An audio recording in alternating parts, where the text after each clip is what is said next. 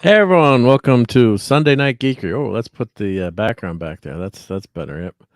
You know, I'm good at boomerang stuff here, so let's make sure we got the background on. And we had someone join us from Asgard just popped in during the intro. So hail to the mighty Thor, Maddie's daddy. Thank you for joining us. Greetings, gentlemen. Hey, dude.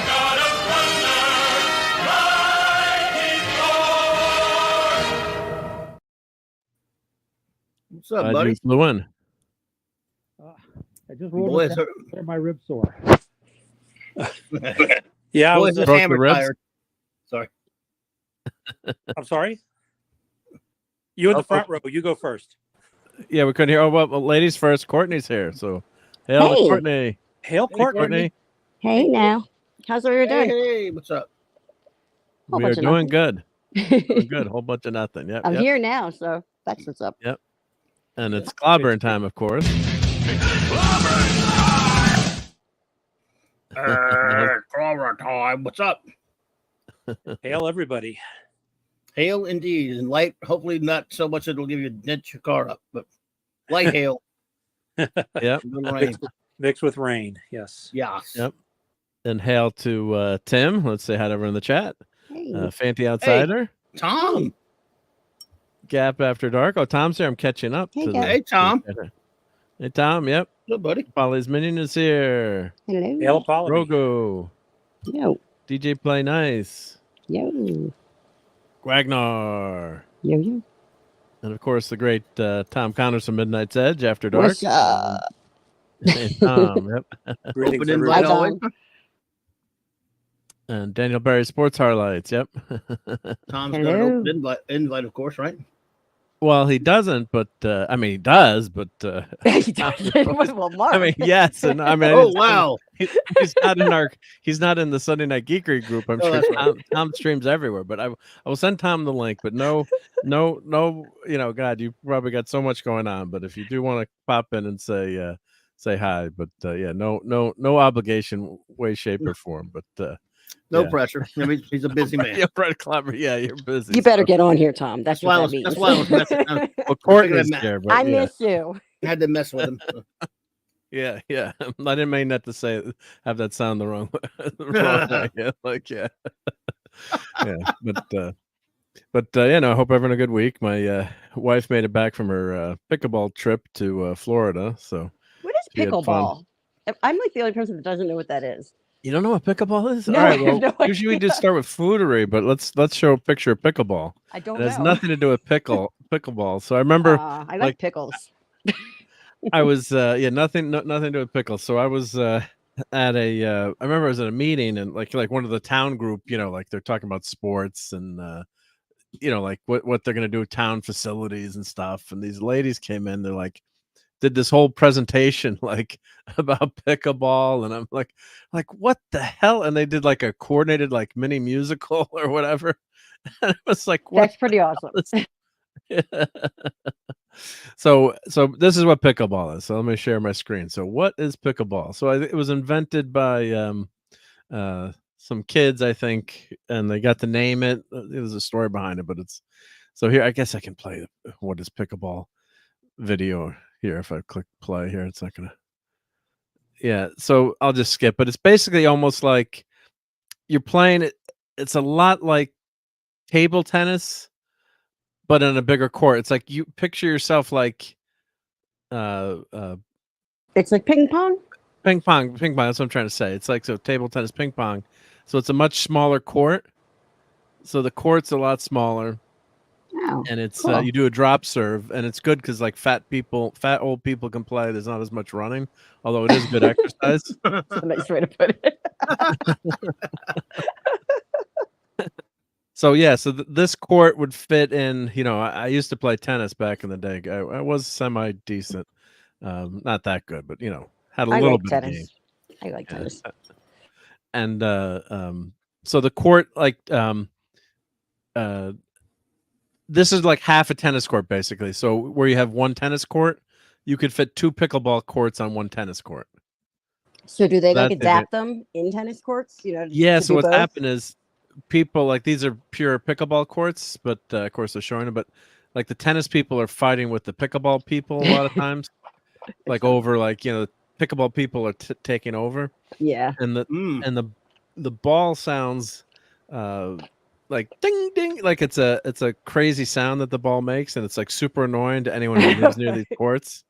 It's like bing bing bing, ricochet rabbit. It's like this horrible dinging noise. But so you can play at the net, and you can kind of just pop it back and forth. So it's just like taking off. Like I said, because How old long has it been fogies, around for? I think like 20 years, I guess, or Oh, but wow. it Really takes a long I've not time. heard of it. I'm really Yeah, glad but I now it's just really taken off like crazy. Everyone is Cool. playing it. Because it's more, it's accessible. Tennis, you have to be in much better shape to play tennis. did. And So get does your your wife knees. play it? Is that She why plays it, she was yeah, at the tournament to play? That's cool. No, this was like her friend. Her friend has a place in Florida, Mhm. a summer place. So they said, let's have a girls' weekend. And who am I to say no, right? So yeah, go for it. So yeah, Yankee so, stuff to me. you what? Nice. Sounds like Yankee stuff to me. Pickleball. The Yeah. ding Like ding something ding the with high Yankees dive. would be playing. You'd be like, get off Yeah. my lawn, pickleball players. And you got to stay out of the kitchen. They call it. See that blue area? If you hit the ball Oh, and that's go into the funny. area, you can't Oh. go. So that prevents you from smashing the ball over. So you can reach over the line, but if you hit the line in there, you can't go into the kitchen. So you can't. Another thing that happens a lot, like if you're But running in. But you said it's for old fat people, Mark. They can't go in Yeah, the but it kitchen. depends I'm on how totally you. kidding. I'm totally kidding. Yeah. Well, that's why you stay in the kitchen. But see, like if you hit the ball, like he hit it, and then he went into the line. So Oops. that's a foul. So yeah, so Okay. he's in the kitchen. Yeah. Gotcha. Stay out of the So, kitchen. It's stay a out of the weight loss That's kind game. of funny. Yeah, that's what it seems It's like. a weight loss game. Well, what Things happened aren't is, bad for you. So, well, the idea is, I guess, like if you could just stand there and smash the ball, then there'd be no, like it's like it's like the Romulan neutral zone. Think of it, Yes, in Romulan Star neutral Trek zone. terms. That's right. Yeah. Gotcha. It's a weight loss game because you got to stay out of the kitchen. You gotta stay out of the that's kitchen. what I was yeah, making yeah. fun of. I'm like, so you can't go in the kitchen and it's for old fat people. I think that was Mark's description. Yeah. Oh, man. Mark said it was invented by kids, so they probably originally were doing it in the living room. And You're muffled a tiny bit. Oh, you're And I underwater. got excited. I didn't even see you here. Hey. Let me say hi. Okay. Am I still underwater? No, No, you're you're good now. Oh, okay. You good now, buddy? I got a new iPhone, and it's just a piece of junk. So Uh-oh. Oh, really? How could a new iPhone be a piece of junk? Is it operator error? I could. You should have gotten That's an usually my Android. problem. What's the CEO's name? Tim Cook. He should stay out of the kitchen. Yeah, I want to draw a cartoon. I'd like to have it published of him opening a door to like their production facility and saying, "I want it more fragile, damn it!" You already dropped and broke it, Thor? Oh, Oh, crap. no way. Yep. Oh, boy. that's Yep. stupid. Did you have I you I didn't buy bought it. Kate's? I bought it like the day before. Well, just before I picked up my daughter, the day before I went to Louisiana, and I was always running around and never had a chance to buy a case for it. Oh, that's Even a- though Well, that would safety probably tip. happen to me too. If you don't get a case, it's like inevitable, Yeah, buy the case first. I always Yeah. buy the case first. Yeah, I always buy the case first on Amazon. But somewhere I still have a flip phone, and I would put my flip phone up against a Chevy, a fast moving Chevy.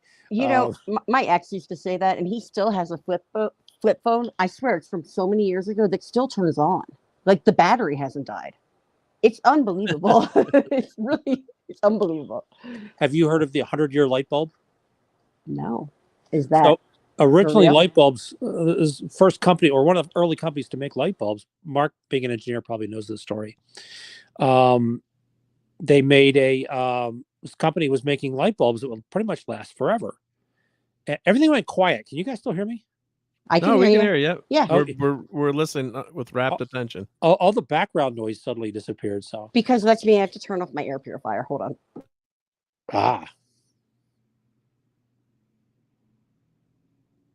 So which phone are you using now? Are you using your broken iPhone? I am, yeah. But the 100-year light bulb, Mark, have you heard of this? Well, there's a light bulb that's still running. It's in a fire station, and That's it's the never one. gone off after. It's an incredibly low voltage. It's right at about 100 years now, I think, because I think it was made in the 20s, the 1920s. It's never been turned off. Yeah, right. And when this company that made it, essentially all the other, I don't remember the exact story, but all the other manufacturers said something like, if you don't stop making these light bulbs that last forever and engineer obsolescence into them, we'll make ours so cheap that you'll go out of business, and then we'll continue making ours. Something along those lines. And that was kind of the beginning of engineered obsolescence. Yep. Cool. I'm going to show that light bulb. But pickleball was invented in 1965, so it's older than me. My God, Washington, U.S. Children's backyard game. I didn't know. There's something older than you? Just kidding. Yeah. Wow. Yeah, two of us. In Brainbridge, in the summer home of Joel Pritchard. He was in the House of Representatives. Wow. Invented the game of pickleball along with two friends. Wow. That's amazing. Yeah. The name of the game became pickleball after it reminded me of a pickle boat and crew where oarsmen were chosen from the leftovers of other boats. Other sources state the name pickleball was derived from the name of Pritchard's family dog, Pickles. Pritchard stated that the dog came along after the game had already been named, and it was the dog that was named for the game of pickleball. They said the confusion arose when a reporter interviewing the Pritchards in the early 1970s decided it would be easier to tell readers to relate to the dog rather than the pickle boat. Representative USA Pickleball claimed that research on the purpose confirmed that the dog Pickles was born after the game had already been named. Oh, this is important to know this. So, if there's ever a Jeopardy question, but just that's just fun in general too. Just because you can tell like how things go sideways in terms of what's true, what's false. It's a pretty minor thing, right? But it's pretty cool to see how even something invented in 1965, there's discrepancy over how it was named. Oh God. So well, that's interesting. Yeah. So we argue about Star Trek and comic books, but naming about pickleball. But yeah. So here's here you go. So here's two tennis courts. In the space of two tennis courts, you can have almost like 6 pickleball courts. So that's just shows you how, and so it's much more accessible and easier to in terms of space. Yeah. So yep. Oh, and your Muslim uncle is here. Yeah, as I was looking at that screen on Pickles. Hey, you Muslim uncle. What's up, buddy? How's it going? Putin's cat. I thought I saw Putty Tat. Hell, y'all. Cat, yeah. No, I just said hell. Yeah. I don't know if you read it before, but you had a clam pizza with red sauce, but not many clams. Sign the economy. Well, the original clam pizza has no red sauce, but you can have it that way. And I'm proud of you. So that's pretty awesome. So here's the clam salute. Yeah, that means approval. Yeah, and of course, as we all know, Smokey and the Bandit.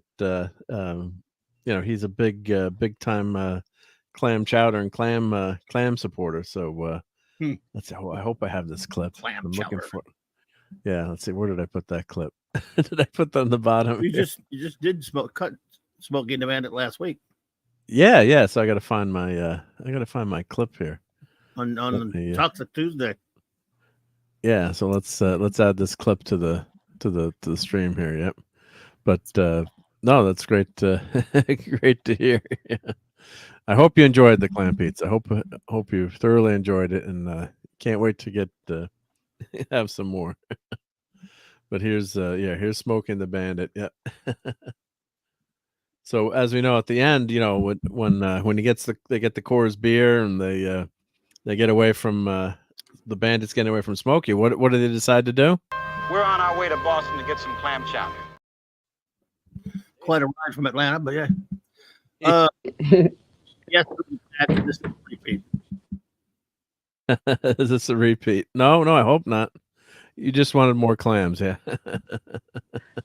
So, Mark, being from where you are, do you prefer Manhattan or New England style clam chowder? Oh, New England. Okay, good. You passed. Yeah. You passed. Yeah, no. I've had Manhattan clam chowder, but This is yeah, not I as don't good. like. Just not as good. I mean, it's okay, but just like it's edible, but it's never going to be the yeah. same. You got to have that creaminess and the potatoes and all that. Yeah. So here's a light bulb that Thor was talking about. So it was first illuminated in 1901. It's been turned off a few brief times since. Oh, it was turned off a few brief times. Due to its longevity, the bulb is known as the Guinness Book of World Records. Many TV shows. The handmade light bulb was originally manufactured by the Shelby Electric Company of Shelby, Ohio.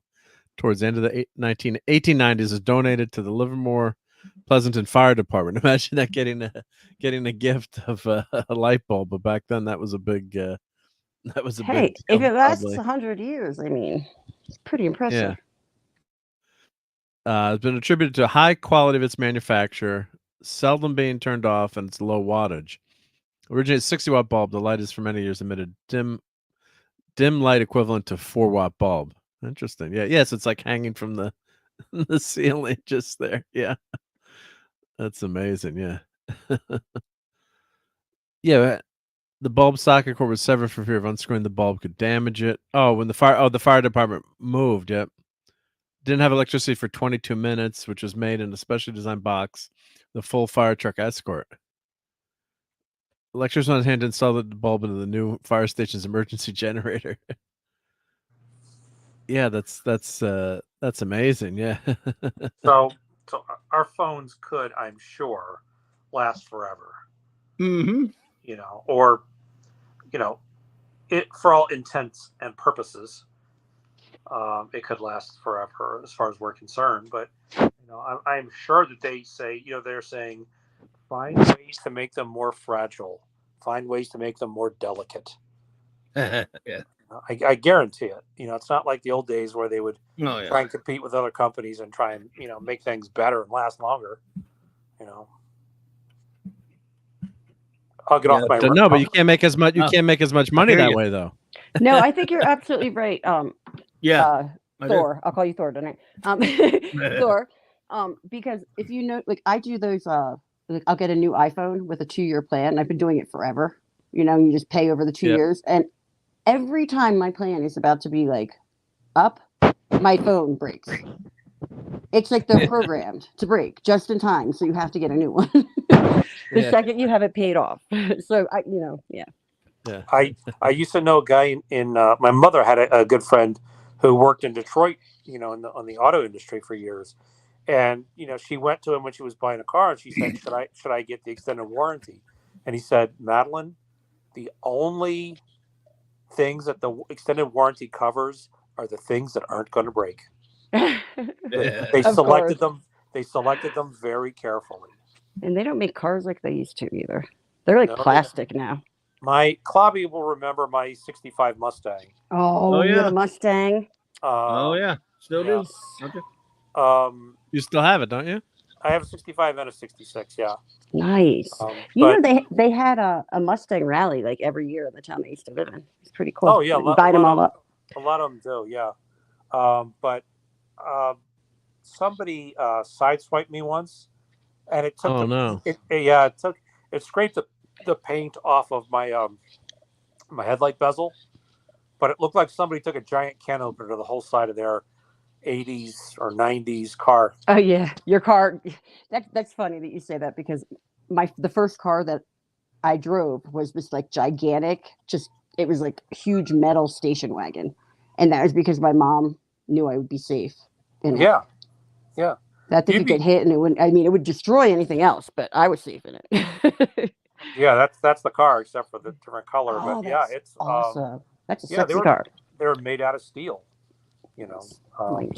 And now, Yep. that's the other thing, is that cars are getting less and less safe. They'll talk about, computer this and airbags and that, but at the end of the day, your bumper is non-existent. That all started with the first No bumpers. new car I ever had, which was a Dodge Neon, and it had a plastic bumper. I used to call it my Barbie Ferrari.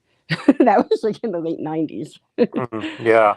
The bumper was plastic. It was like, Well, of course, this car had no seat belts or lap belts. So, yeah. My dad. Let me just say, your Muslim uncle says his grandfather used to add cream and stewed tomatoes to his Manhattan clam chowder. Well, I guess if you add cream to it, it's you're in between. You're getting towards New England territory. And sometimes I do add do add some cream or half and half to my sauce, but tomato sauce or spaghetti sauce sometimes. That makes it like a vodka sauce, doesn't it? Yeah, but you can just add a little bit to it. Yep. Yeah, nice. And Fanty says, "Come on, Marc D. Bandit was only going to get the clam chowder for Enos for $60K, if I remember right. He wasn't going to eat the stuff." And Boone's Cat says, "How is this geekery?" Well, we have a definite variety show here. So he said geckery, actually. Yeah, he did say geckery, but I think he meant we can cover geckos next too. Yeah, that would be really fun. Yeah, we have a definite variety show here, so you never know what can happen. We're geeking out about Mustangs right now because Mustangs are cool. They are cool. So, yes, they are. And hail, even geeks and hail like cars. Hail to Ranger Donnie. I mean, if all right, Hi, so if this isn't geeky enough for you, Putin's Cat, I could always start controversy like Stan Lee was the greatest writer of all time. Stan Lee is also the name of the guitarist for the Dickies, who they're a punk band. Is it his real There's name? some controversy. I'm not sure, but that's what he's going by forever. And I thought it was. Claude Selling. Hey, Claude. How's it going? Ask him. Cloppy won't even get upset anymore because he knows I'm just being, Yeah. I'm past being upset about it. The fact that I mean, really, you could have just said Stanley is a writer, and I'd be like, that's a nice. Yeah. But what about Tom Cruise being? All right, we'll see how well Thor knows his Mustangs. Is this a 6-cylinder and 8-cylinder vehicle? That to me, oh man, I'm on my cell phone. So Oh, that's not fair. No, that's not fair. Is that yeah? That's not fair. If it's on the cell phone. I don't see the V8, 4. The little V8 thing on it, so I'm gonna guess. Yeah, well, that's your Mustangs. I'm being a wise ass, but yeah, the V8 logo is right. That's the 289 badge is on the front here, so that's so you can tell if it's it's a V8 or not. Yep.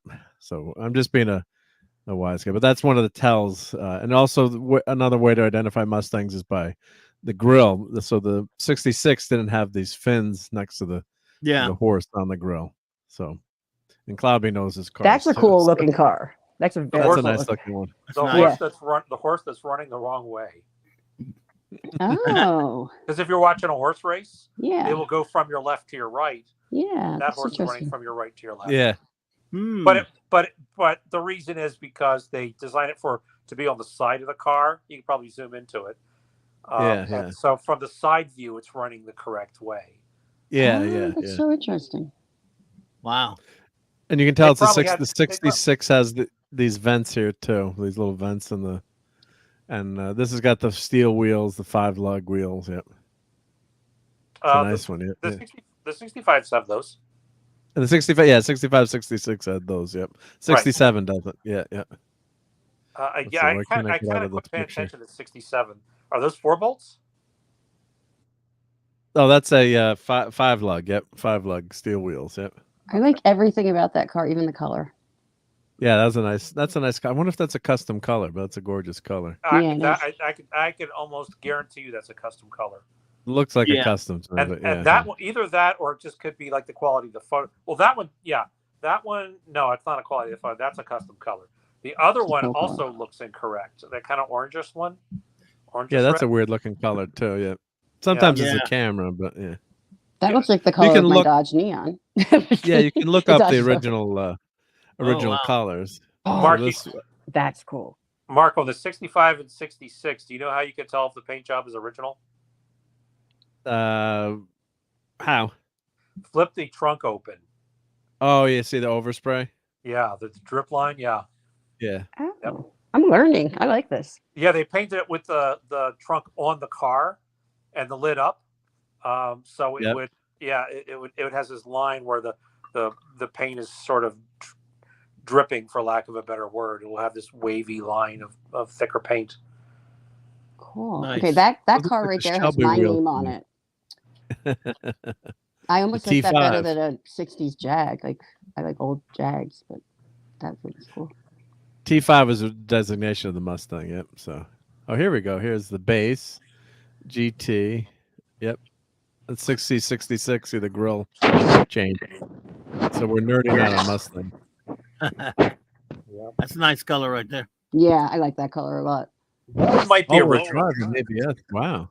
That one might be original. Like a chromy blue kind of. That's neat. Yeah, I like that. My a brother's nice really color, into too. Mustangs, and he's wow. on the spectrum. So I'm gonna impress him when I talk to him tomorrow. I'm gonna be like, I heard this and this. If He knows here's everything. here's how you can impress somebody who knows. If they say a Shelby Mustang, correct them and say no, it's either a Shelby or a Mustang. Gotcha. Shelby people are they're waiting to correct people on that. Now, what about the Cobra thing? What does the Cobra have to do with? The Cobra's a Mustang. It is. That's just a different kind. Okay, gotcha. Well, they had a Cobra. Cobra Block was the engine. I saw one that had like the Cobra in the engine. I didn't know if that was like a custom They thing. called or it what. like a Cobra Jet engine, and so then I think then they just then they started calling it was a Shelby Cobra. Cool. Was Shelby's car, and then they had the Mustang Cobra Jet, they called it. Yep. Like this is this was like a dealer's model. They would do stuff like this where they would put like the Shelby back end on and put these scoops that didn't work, but to try to like sell cars. So it's a high county special, but it's quote unquote worth more because of the those changes. Like dealers would do a lot more stuff back then. Yeah. Is that a Mustang show or just a car show? This is just Wikipedia, but they're showing all these cars. Yeah. The Mustang like was that. originally developed by Lee Iacocca. Whoa. He wanted to compete with the Brian. the Corvette. Yeah. But he wanted something that was kind of a middle ground where you could have your girlfriend / wife in the front seat, and then small children or groceries in the back seat. And now, did they have like a bench seat, or was it like two seats? It wasn't a bench seat in the back. You mean? No, in the front seat. No, they were always buckets. Buckets. Okay. No, they weren't. They weren't. I have a bench seat Mustang, which is very rare, but that was an option to have a. I love cars. Never heard of that. and they only made about 10,000, I think, the 67 year. But the good thing is when you're on a date, you can just slide right over. But don't tell me how I know that. I've never either seen nor heard of that. It must have been an option that nobody wanted. I don't know. That's interesting. Henry Ford Jr. said to him, "This thing better sell. If it's not, if it doesn't, you're fired." And of course, Lee Iacocca got to pretty much throw it in his face. And they were so anxious to get it out that my 65 they call it. I'm not going to use the word technically, but mine is what they call a 64 and a half because they rushed it out in. Mark, do you remember what month it was? It was before the start of the official. It was April. I was going to say April. Wow. But April's my birthday month, so I thought I might be conflating. You just had a birthday? Or yes. are you? Yeah, happy birthday. Guess which date? Today? Oh, boy. No. April 16th. Close. April Fool's. Yeah. No. April 15th. More of an infamous day, yeah. Tax day. Oh, I'm exactly a month after you. Oh, wow. Well, let me be the first to wish you a happy birthday. I'll bet I am. I'm going to go backwards. So if I'm younger this year, then I'll be happy. Yeah, that's what when people. I'm at the point now when people say happy birthday, I say there are no more happy birthdays until I get to the point where I'm like, I'm still alive. Yeah, right. Well, I'm officially I'm past 80. that mark. I'm going to be 83, yeah. passing that mark in my 40s, where I'm like closer to 50. So I'm going to go backwards and go closer to 40. I decided. Courtney, my birthday is not only tax day; it's also the day Lincoln died. He was shot on the 14th and died on the 15th. It's also the day the Titanic sank, and that tells you everything you need to know about my luck. Well, let me tell you, this is really actually funny that you say, not funny, but it's ironically, or I don't know what the word is, but my mom, she claims that she held my brother in until after midnight so that he wasn't born on the 15th. He's an April 16th baby. She claims that. It's so funny. That's funny. Well, here's here I can show a picture of here I'll show you the bench sheet on my Mustang. So here's yeah, I want to see this. I've never seen that I can recall. That's not a bench not sheet. cleaned up. That's a bench sheet. See, cross. Oh, I'm on my cell phone, so Well, it's not fair if you're on your cell phone, but yeah. I mean, you can't see it. Now, does that have like a button that you pull to turn it on, or does it have a key? Like, is that at the? Did you know, like some? I don't know. My dad had like a car from the 50s. He had a 56. Oh no, there's a regular key. There's a key. But it was like a button that you pulled. It was really neat. Does it have? Well, it has fold downs though, right? They're fold downs. Yeah. It's cool.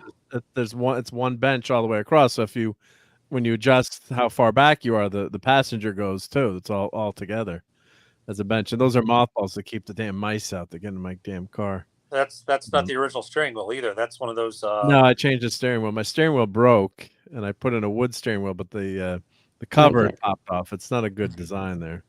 I forget who made those.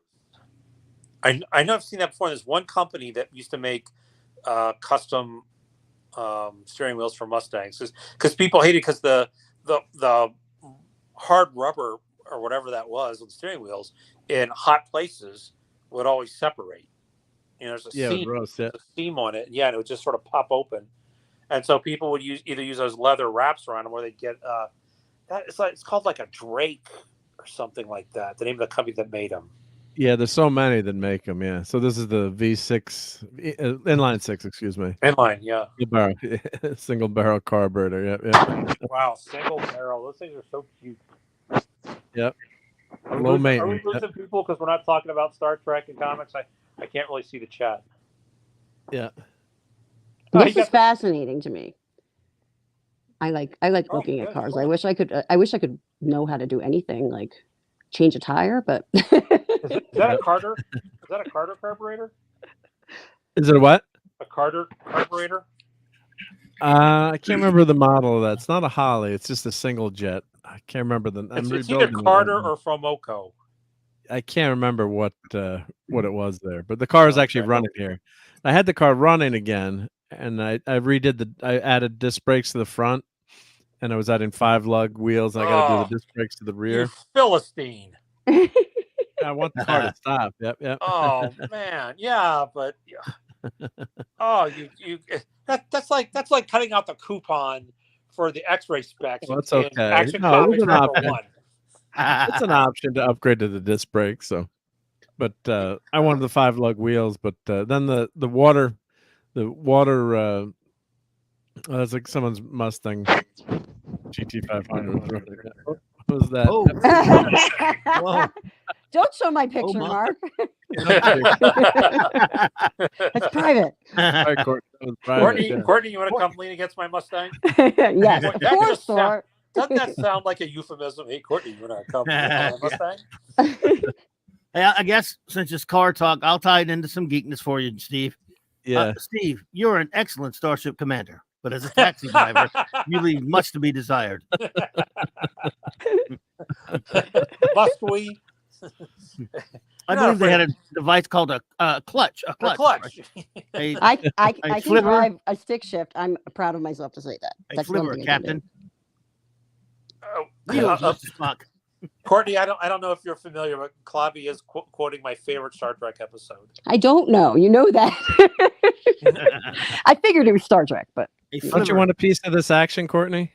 I'm going to eventually, but I have to be invested, and I'm starting on the OG. So Courtney, Mark is making a joke. This was one of the 2 comedy episodes of the original. I maintain there were 3.5 comedies, but go ahead. I actually agree with you. I actually agree with Claudio on this.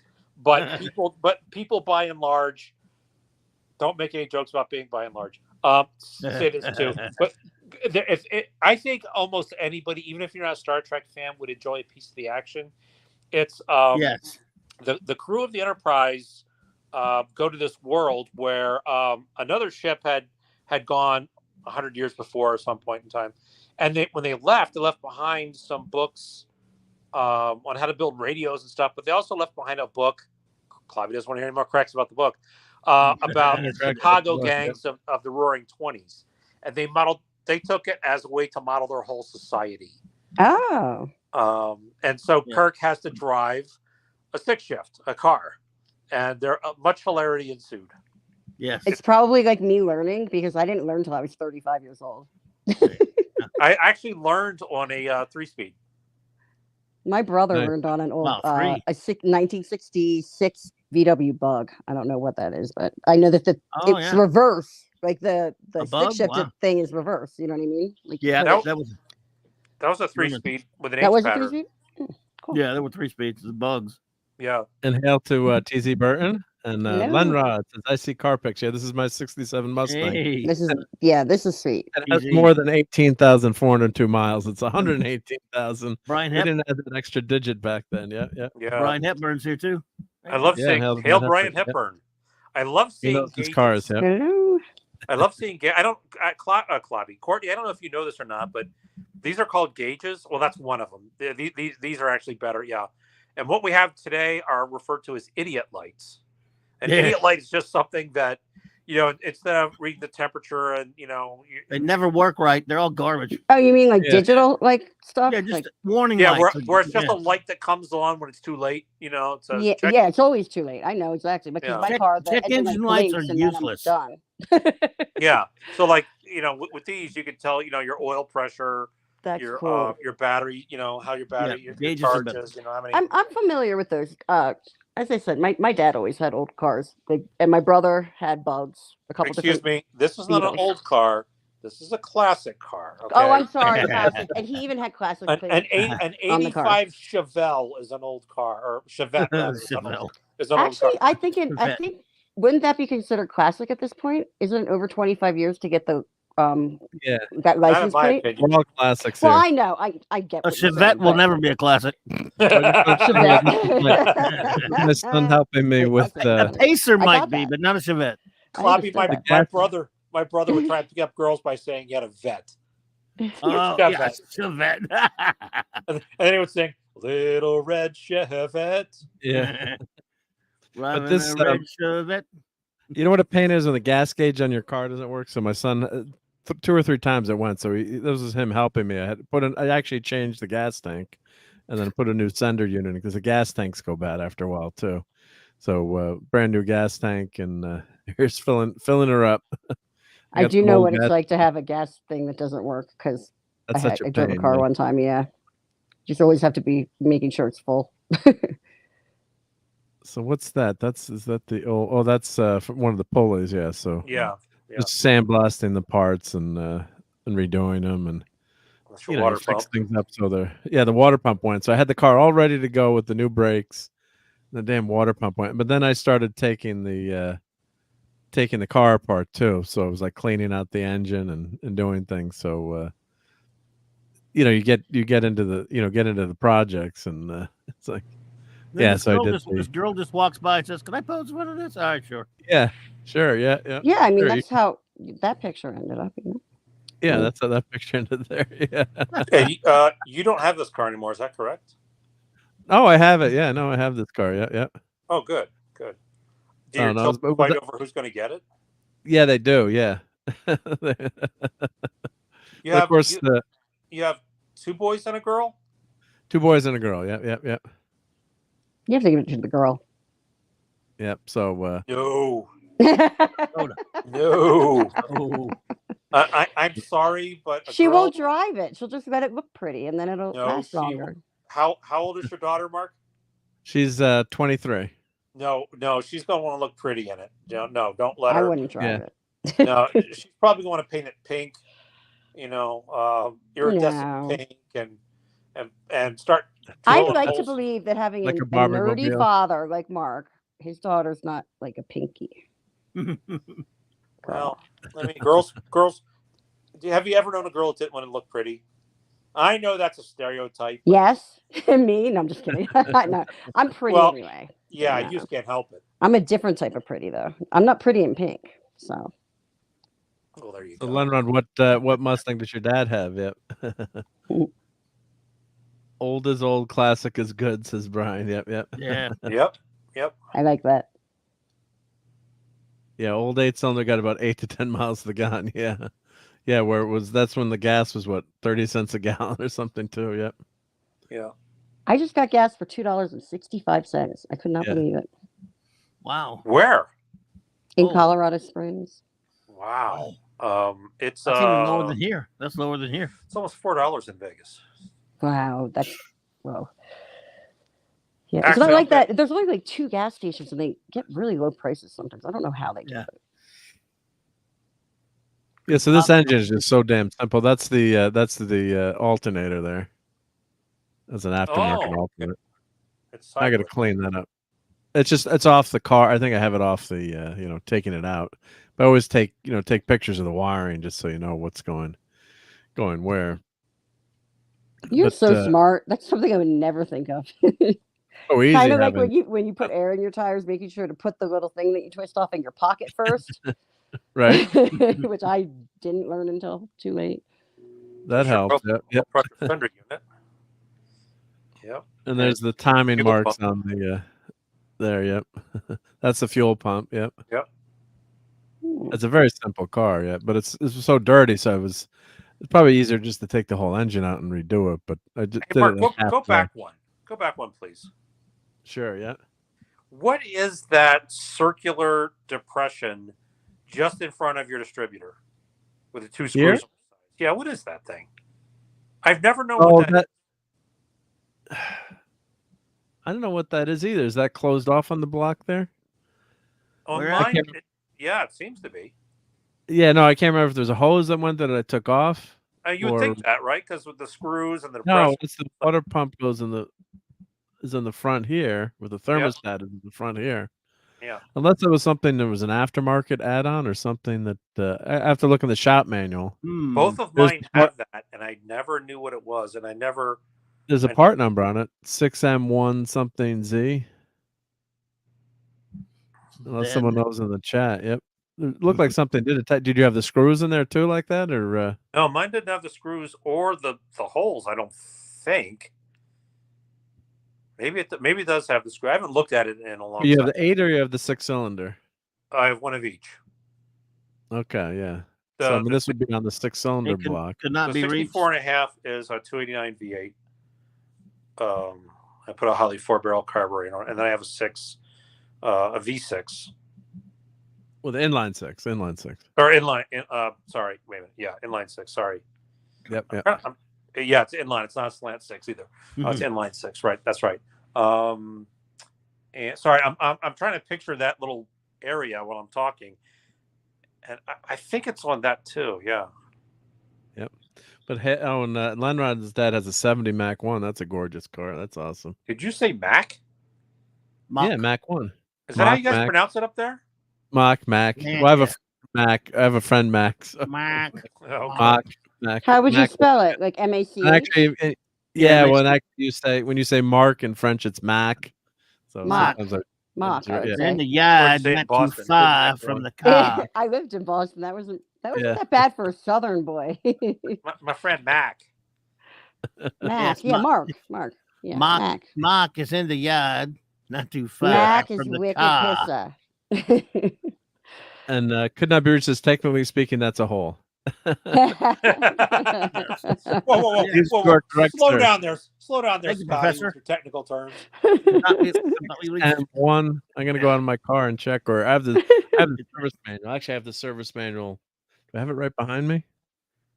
So you're not going Of to be able to course you sleep. do. You have You're not everything at your fingertips. Like you're always like, here's my Dungeons and Dragons. Do Like, you have the original service manual or the Chilton? Oh. Hello? He walked away to get his manual. Oh, You mind got a place, mister. I've got the original manual too. It's the size of a phone book. Oh wow. Well, the first several pages are kind of gone. Carolina Mercury Intermediate Shop Manual. Yep. So it's a big thick book. You could hurt someone with. Yeah. Like an old phone book, like old. Like well, De I was just Niro saying. could stand on it to talk to his co-stars. But I don't know if you've ever seen a picture of him like out in the world, but he has like Frankenstein shoes on. He's like 5'3" or something. Yeah, that's the one. Mine's kind of an orangish tan color. I like that, like teal color or whatever you call it, turquoise. Now I'm making up words. Yeah, that's in about the torque of the car. That's in remarkably good shape. Or if you're from Boston, it's remarkably. Yes. Remarkably. From Boston. Well, I miss Boston. When you figure out what that hole is, maybe that's where Lazarus goes to, switch dimensions. Yeah. It's a portal. Yeah, exactly. An interdimensional portal. Very cool. So back then, that was called the internet. Oh, look, there you are. There's. Well, unfortunately, Maddie no longer thinks of Thor as daddy. She understands Thor. No. Well, sometimes she does, but I think she's humoring me. So I'm actually wearing. Let me see. Oh, cell phone. Let's see here. Ludiel. Hey, there's that handsome man. Cool shirt. Hey, that's a cool shirt, dude. That is a cool shirt. Oh, yeah, it's daddy. I asked her a few weeks ago who was. She said that's Spidey. Wow, Hulk, and she did say Daddy wherever. Steranko, Kirby, and Iron Man because she watches Spidey. So yeah, that's Bob Layton. Whoever it was that said we weren't being nerdy enough. Here you go. You're a nerd. And I'm going to talk about how long his hair is. How he has better hair than me always. just until probably the end of the year, and then I'm gonna donate it. And 2 Locks of Love or something. Not Locks of Love. They basically got caught selling it. Oh, they did? Yeah, even though that's good to know. They said that they were so but there are a lot of other ones out there that do it. Cool. Well, I respect that you do that. That's nice. Oh, your brother Fanti fit a V6 and a Yugo was caught during 140. Pulled him laughing. I can't. He must have gone. Well, it's been a long time ago because we gave him a warning. He's lucky. A Yugo. I haven't even heard that word in such a long time. Well, my good friend Rob, who unfortunately passed away a few years ago, was my Star Trek buddy and could quote any movie. But he had a 86 Hyundai. Let me show it. 1986 Hyundai, as we'd always say. Hyundais are different. Hyundais are big stuff now. Oh yeah. But this was like when Hyundai just came out. It was like the first new car you could. That ghost car I drove the other day, I told you about. That was a Hyundai Palisades. Oh, they're nice. Yeah. Did you call it a Hyundai? A Hyundai. No, it sounded like Bobby said Hyundai. Hyundai. Yeah. Hyundai Palisades. I drove one. I drive stuff from my brother's lot all the time. Can you see the chili? Hey, chili. Yeah, I had gumbo. Oh wait. Go back. Mom made gumbo today. Boy, it was good. Oh, good. I'm sure it was. That still is. Excellent. Looks good. Send them over. Yep. It's zero alarm because Maddie might want some. She loves my gumbo. She calls it combo. Cool. Combo. That's cute. I like that shirt's got some great comic artists on it, though. Yes, it does. Ramita, Steranko, Kirby, Bob Layton. Yeah. So this was my friend Rob's first car.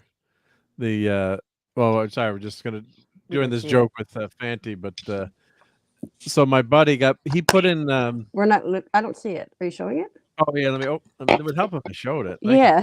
I was gonna say, what are we talking about? What are we talking about? Yeah. Come on, Mark. But this is a Hyundai Excel. Hyundai, we joke.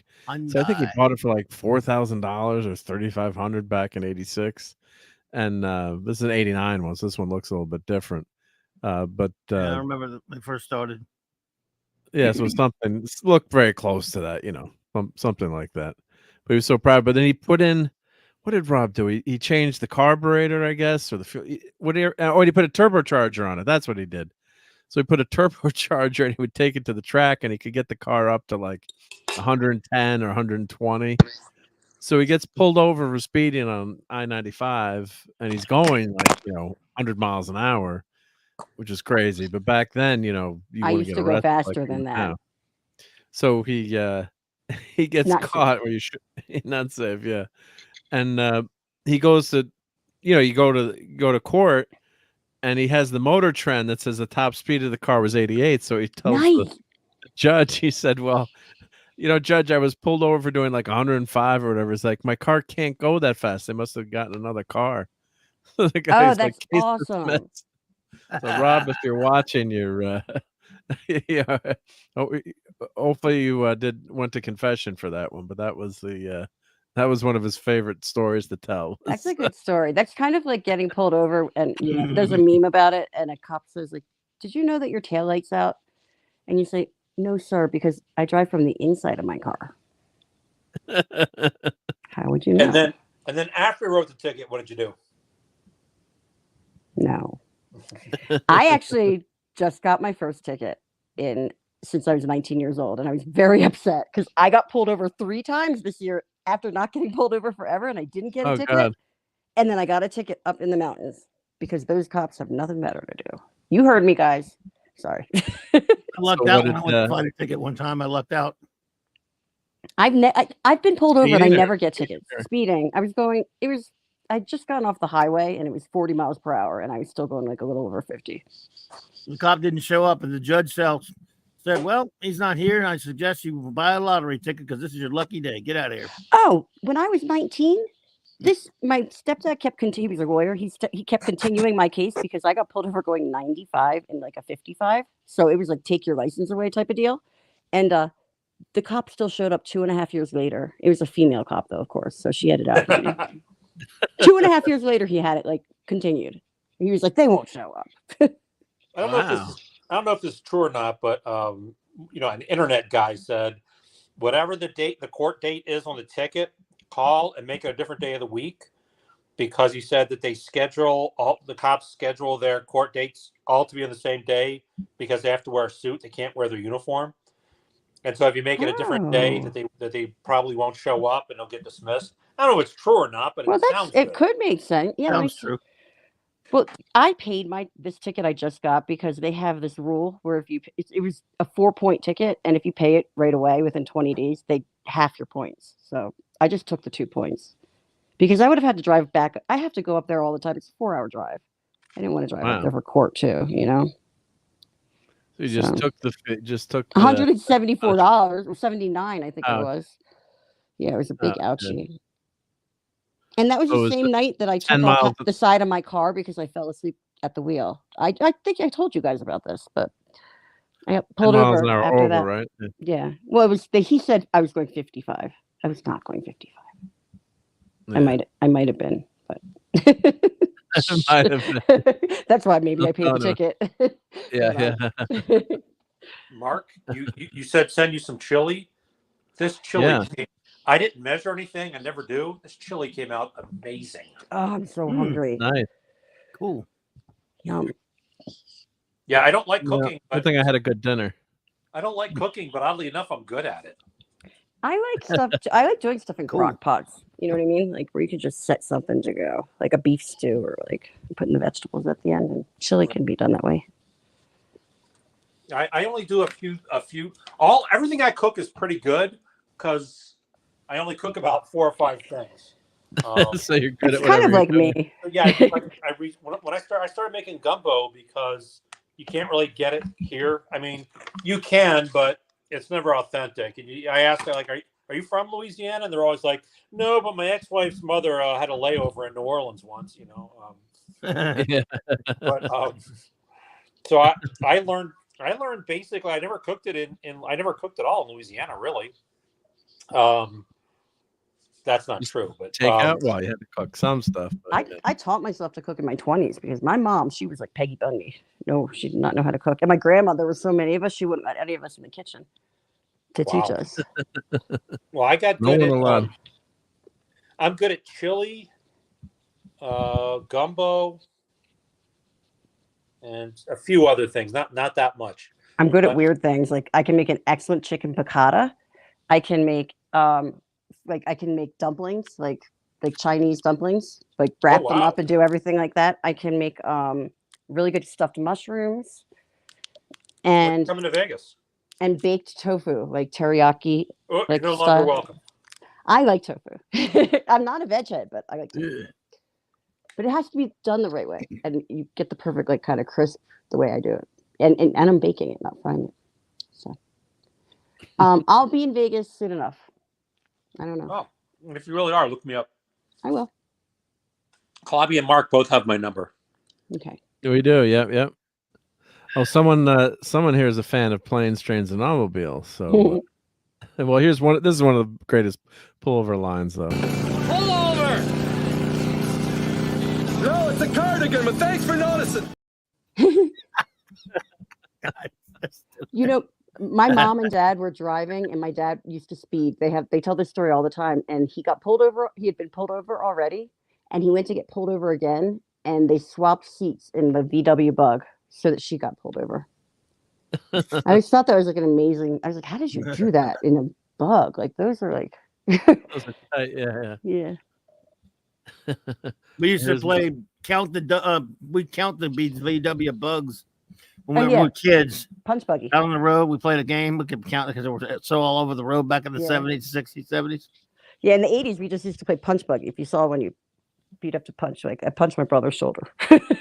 No punch backs, and then you said no punch backs. I don't know, stupid. We called them doodle bugs. Doodle bugs. That's a cool. I I remember being terrified in riding around in a Bug because his didn't have seatbelts, but you had I called it the chute handle, I'll say, but it was like right in front of you, on the dashboard. So you'd be like holding on with two hands, just like bouncing down the mountain because he had it out in Colorado. It's pretty scary. Well, here's and that was my Fortnite background. I know I got the planes, trains, and automobiles. That's what I hate when you can't find a clip. I know I got it. Yep. Where's John Candy when you need him? There we go. He's so funny. Do you feel this vehicle is safe for highway travel? Yes, I do. Yes, I really do. I believe that. I know it's not pretty to look at, but it'll get you where you want to go. God bless John Candy. Here's some sad trivia that just randomly popped up on my YouTube feed yesterday, actually. Steve Martin and John Candy got along so well that when John Candy died, Steve Martin actually moved in with his wife and kids for a while. Wow. To kind of help with the transition. Oh, wow. Isn't that something? Yeah. That's respectful, though, I guess. He was a good dude. Steve Martin was a good dude. I love Steve Martin. I love John Candy. Summer Rental is a really funny movie, too. I love that movie. That is the classic. Yeah. That's awesome. Yep. Did anybody ever see Canadian bacon? Huh? Of course. Canadian bacon? Ham. It's ham. The movie? Yeah. John Candy was that. It was mostly the American actors played Canadians, and the Canadian actors mostly played Americans. Oh, I'm going to have to see that. I never saw that. I'm going to have to see it, though. That sounds funny. You ever seen it? You didn't see it? I haven't seen it. Nope. They get pulled. I think it's John Candy, or maybe it's Dan Aykroyd. I forget. But they spray painted "Canada sucks" on the side of their truck. I'm already laughing. Sorry. They get pulled over by a Mountie, and he says, "But you see what you got? You're on violation here." And they're like, "Oh, how did that get there?" And he said, "This is Canada. You got to write in English and French." And Alan Alda, who I think he's actually an American actor, but he played the American president. He was up for re-election, and there was nothing going on in the world. So his advisor said, "We need something to boost your numbers. We need a war." and everybody, there was no wars going on in the world, so they invented one with Canada, and his he went on TV and he said, "Surrender pronto, or we'll level Toronto." Oh, that's funny. That's funny. Alan Alda, I love Alan Alda from MASH, obviously, but if there was a movie that came out in the 90s with Ben Stiller and like Patricia Arquette called Flirting with Disaster. Did you guys ever see that movie? No. Well, Alan Alda plays like an old kind of hippie LSD guy, and it's so funny. You got to check it out. Wow. He's really funny. Yeah, it's like totally not his normal character.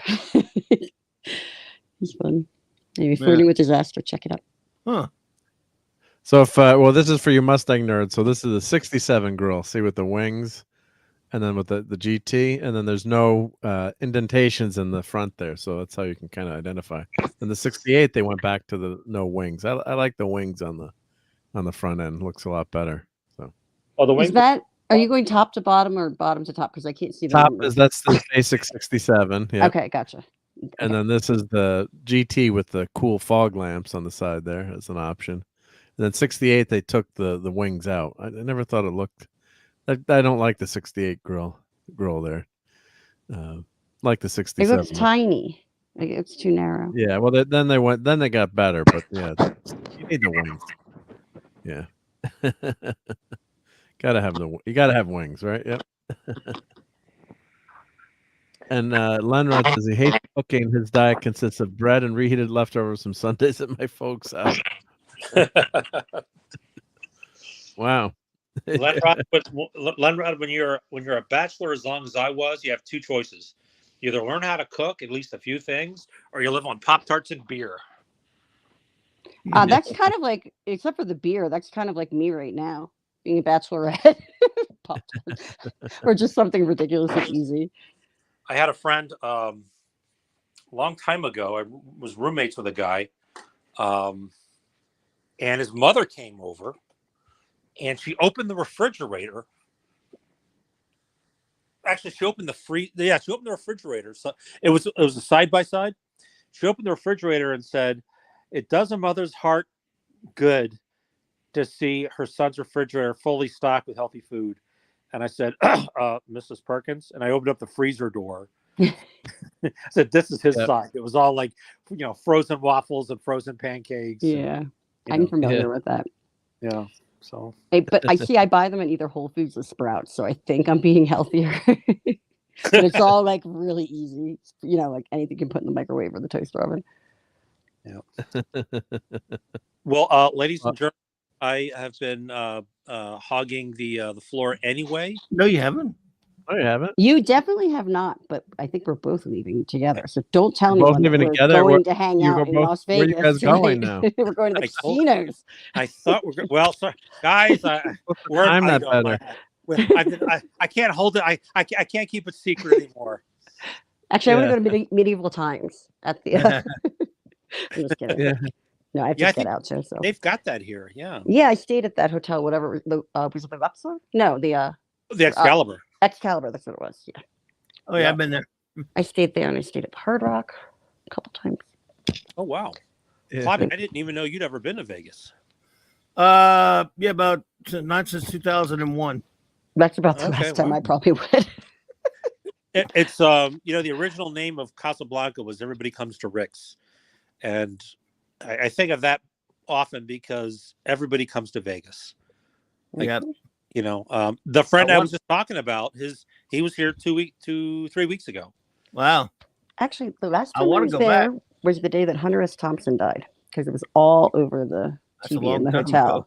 Yeah, that was the last time I was there. What year was that? 2000 something. 2000 probably 4 maybe. Okay. Yeah, somewhere 3. Mark, have you ever been to Vegas?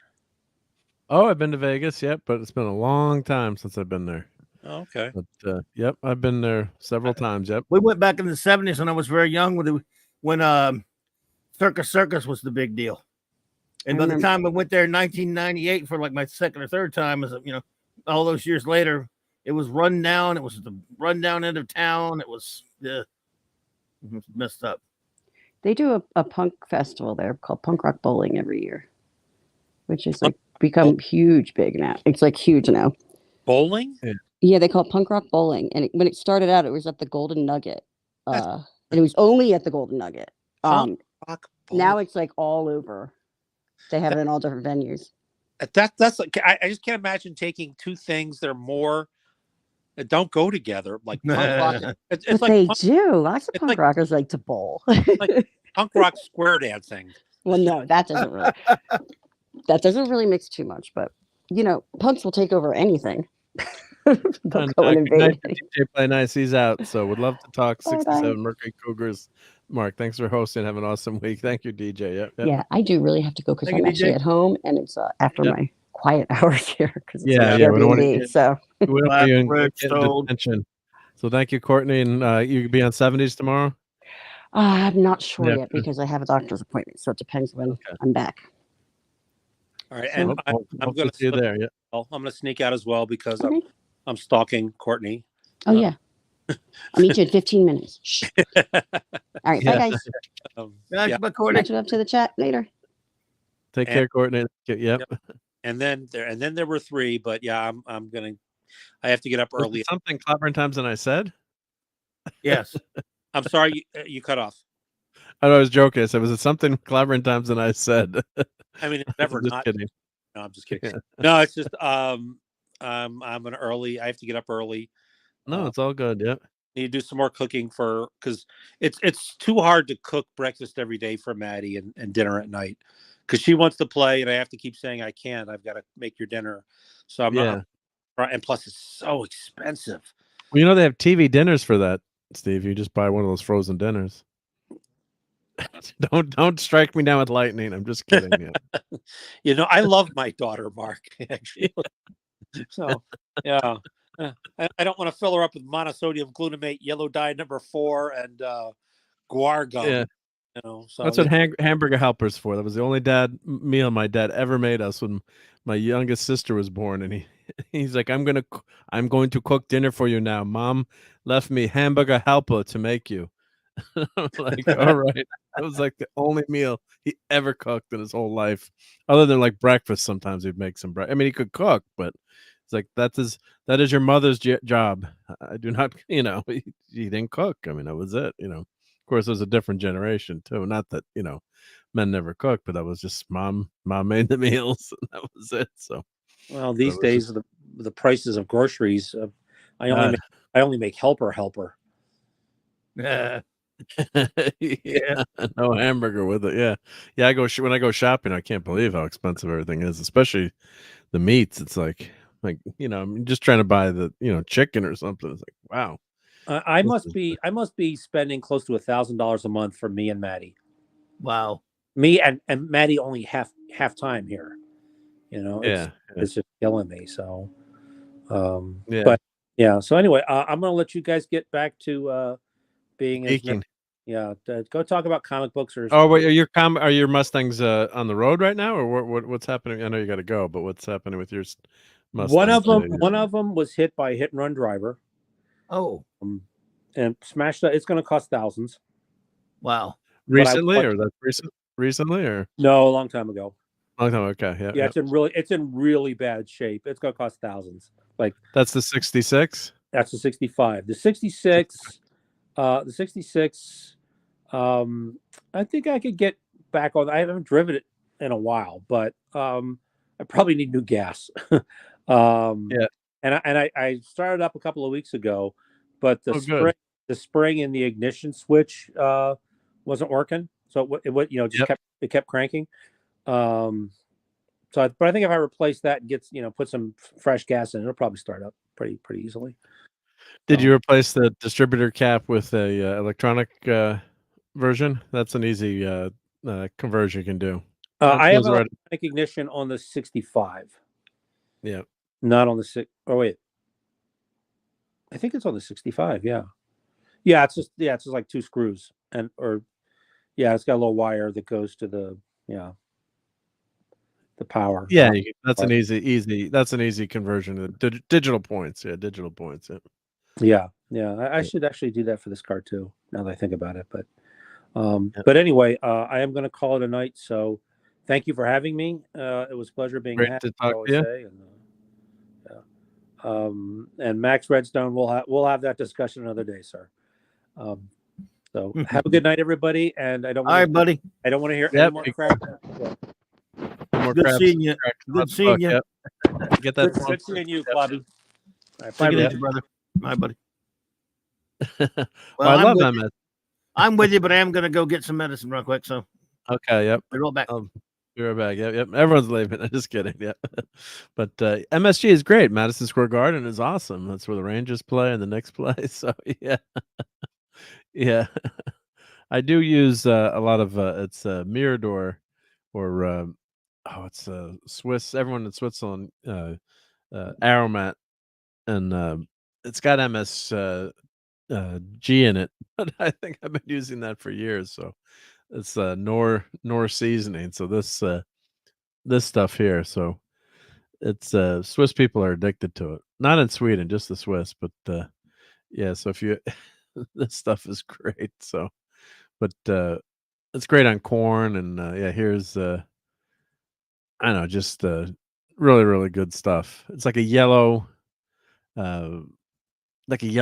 I don't know how to describe it, but it's not as heavy as salt. It's like tastes lighter, but it's really good on corn. It's good stuff. So here's the class. Yeah, this is what. There we go. They even have a Wikipedia article on it. Wow. So that's what it looks like. That's the spice. Yeah, can't believe Wikipedia's got this. Yeah. So from cubes to a powdered seasoning. Let's see what's in it. So it's MSG. It's got MSG, wheat, corn flour, trans fat. Yeah, but it's super popular in Switzerland. Yeah, it's it's crazy how popular that is there. So, but yeah, that's got a lot of MSG. Yeah, and Leonard says MSG rocks. Michael Schenker Group. Yep. Oh, and 70s is here. New York Rangers suck. They should be embarrassed. They took as many as 4 games to eliminate the Capitals. Do better. Yeah. Well, I'm sure. I don't know if anyone was watching. I hope there's no Nashville Predator fans out there because they were winning. The series was they were losing 2-1, and they got scored against. There were 6 seconds left. The other team pulled the goalie. And they tied the game, and then like 20 seconds into overtime, I'm watching my kitchen, and you're like, oh, it's just you know, you figure there's gonna be a long overtime or whatever, and the Canucks scored. It was like 20 seconds or 30 seconds in. It was unbelievable game. So damn, yeah, just nuts. So. But yeah, the Rangers are on a roll, but knock on wood, I'm going to jinx them. But so now the Predators are down 3-1, so chances of winning the series. But it'd be like in football if you scored, got the onside kick, went down, tied the game, and then scored a touchdown in overtime to start the game. Yeah. 70s loves the Nashville Piss Cats. Yeah, well, he's a Stars fan, so yeah. Yeah, and then Max says the Swiss aren't afraid of anything. I guess there's advantages not take anyone's side. Yep. Yeah. Well, 70s, if you're around, if you want to pop in, I don't know how you're feeling. You still got that bad cold, probably, but if you feel like popping in and say hi, let me know. But don't feel bad if you can't. But if no pressure, if you feel like coming in and yelling about the Rangers, feel free to. But I know you're you're recovering from that chest cold. So, but come on in, buddy. Well, okay, good. I shall send you the link. Yep. I always sometimes I feel bad about asking late night for. Well, you're on a different time zone too, I guess. But yeah, let me send 70s the link here, and he's doing a great show on A Boy and His Dog tomorrow. So with Don Johnson. Yep. Wow, I'm surprised they haven't tried to remake that. They probably will. I think they were trying to remake. I was reading about it because we were Fallout. It's a precursor for Fallout. So let me find Brian's link here. The there's an interesting comic adaptation of the book by classic artist Richard Corbin called Vic and Blood, which is pretty cool. Richard Corbin's a weird art style, but it was really good. Yeah, so I think they were looking, it's one of those perennial projects. Yep, just sent you the link, Brian. Yep. In the Twitters. But yeah, it's one of those perennial things where they're always talking about, redoing apparently you don't hear much about it actually. Yeah, it was let's see what the article that was reading. Was it Wikipedia? It's a movie you don't hear much about because it's not very well known. Yeah, plus certain parts of what the boy is trying to do is very politically incorrect. So Son Lee has it. Hey, there you go, Son Lee. How you doing? Son Lee. Hey, I'm here to entertain you. hello. Hey, buddy. I'm still coughing a bit, but I'm a lot better. I was sick and old last week. Now I'm just old. Now you're just still old. Yeah. But your thanks for like thanks mine for didn't. having me. No, thank you for being there. Yep. Yeah. So yes, the New York Rangers should be thoroughly ashamed of themselves, taking 4 games to eliminate the Capitals. Couldn't they have done it quicker? Yeah. Oh, and Ovechkin, we always call him Over Chicken as a joke. Like my son would call him Over Chicken because he was so mad. He's such a good. He's one of the greatest all-time players. But he sucks. Damn Over Chicken, he sucks. Yeah. But 0.0, I think, is the points he got. Yeah, I was just gonna say, didn't he have 0 points and his 5 shots on goal in 4 games? He looked his age. Is all I can say. Not as bad as Joe Pavelski, who I think had to get a wheelchair to play the last game. At least, or looked like 38 now. Or Pavelski's 40. He's going to be 40. He's either about to be 40 or is already 40, and he looks every minute of it. I have to say. I think it's significant that he hasn't signed any kind of contract with anybody for next year. I think he's done. He's done, yeah. So, I mean, at least the Stars won't get swept. That was the good thing about beating the Knights yesterday. We were not going to get swept. Only the Caps are being swept. Only the Caps got swept. Yeah. And the Islanders won too. Yeah, even the Islanders won. That's a miracle in its own right. But I'd love to see an Islanders Rangers game, but it's never going to happen. It's not going to happen. Yeah. So, well, actually, I met the Islanders owner, John Ledecky, and he actually went to my high school, and he gave a great speech about working hard in life. He's it's a joint ownership. Yeah. But what a nice guy he was, and he gave everyone Islanders hats. It's a charity, like a charity dinner to raise money. What did you do with that hat? I have like 5 or 6 of them, but they're so nice. Like they were throwing them out at the end of the night. I just grabbed them. So if anyone wants an Islander hat, let me know. But they can't sell them. So I'm just kidding. No, but they were like, the really high quality, hats that you get, and not like the parking lot knockoff. But was Jaromir Jagr still playing anywhere? He is, and he is still playing. And he scored a goal in a game the other day. He's a part owner of a team, I think. So, whatever the hell it is, he is. Born in Czech Republic. Is it the Czech Republic? Probably Czech Republic. That's it. And he's still playing, and he scored. I think he's the oldest professional guy to score a goal ever, or something. I don't know, but. He'll never catch Gordie Howe. Didn't he play when he was like 68 or something? I don't know. Yeah, Gordie Howe played for the Whalers, I think. But he even played for somebody after that. He signed a contract with some team a few years later, so he could say he'd played in 6 decades. God bless. But Jagr's an incredible guy. Incredible. I think he played for every NHL team. Hey, eventually. Yeah, played for the Rangers. Yep.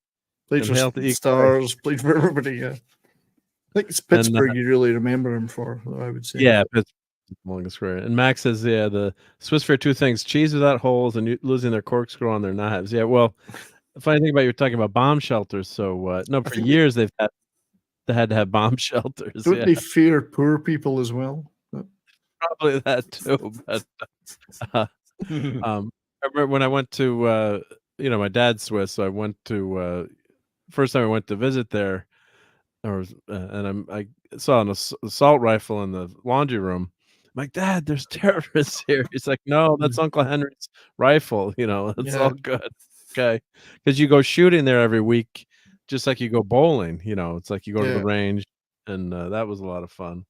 And but they've actually recently, with détente, they were converting all their bomb shelters, and their they weren't as prepared. They had massive fortifications, all the bridges and they were undoing a lot of that stuff and getting rid of a lot of the bases. So I don't know if they're going to go back to doing they're it getting again. them back again. Yeah, they're building them again. I just wanted to say to your Muslim uncle, I was making a little bit of fun of Joe. I love Joe Pavelski, mate. Don't worry.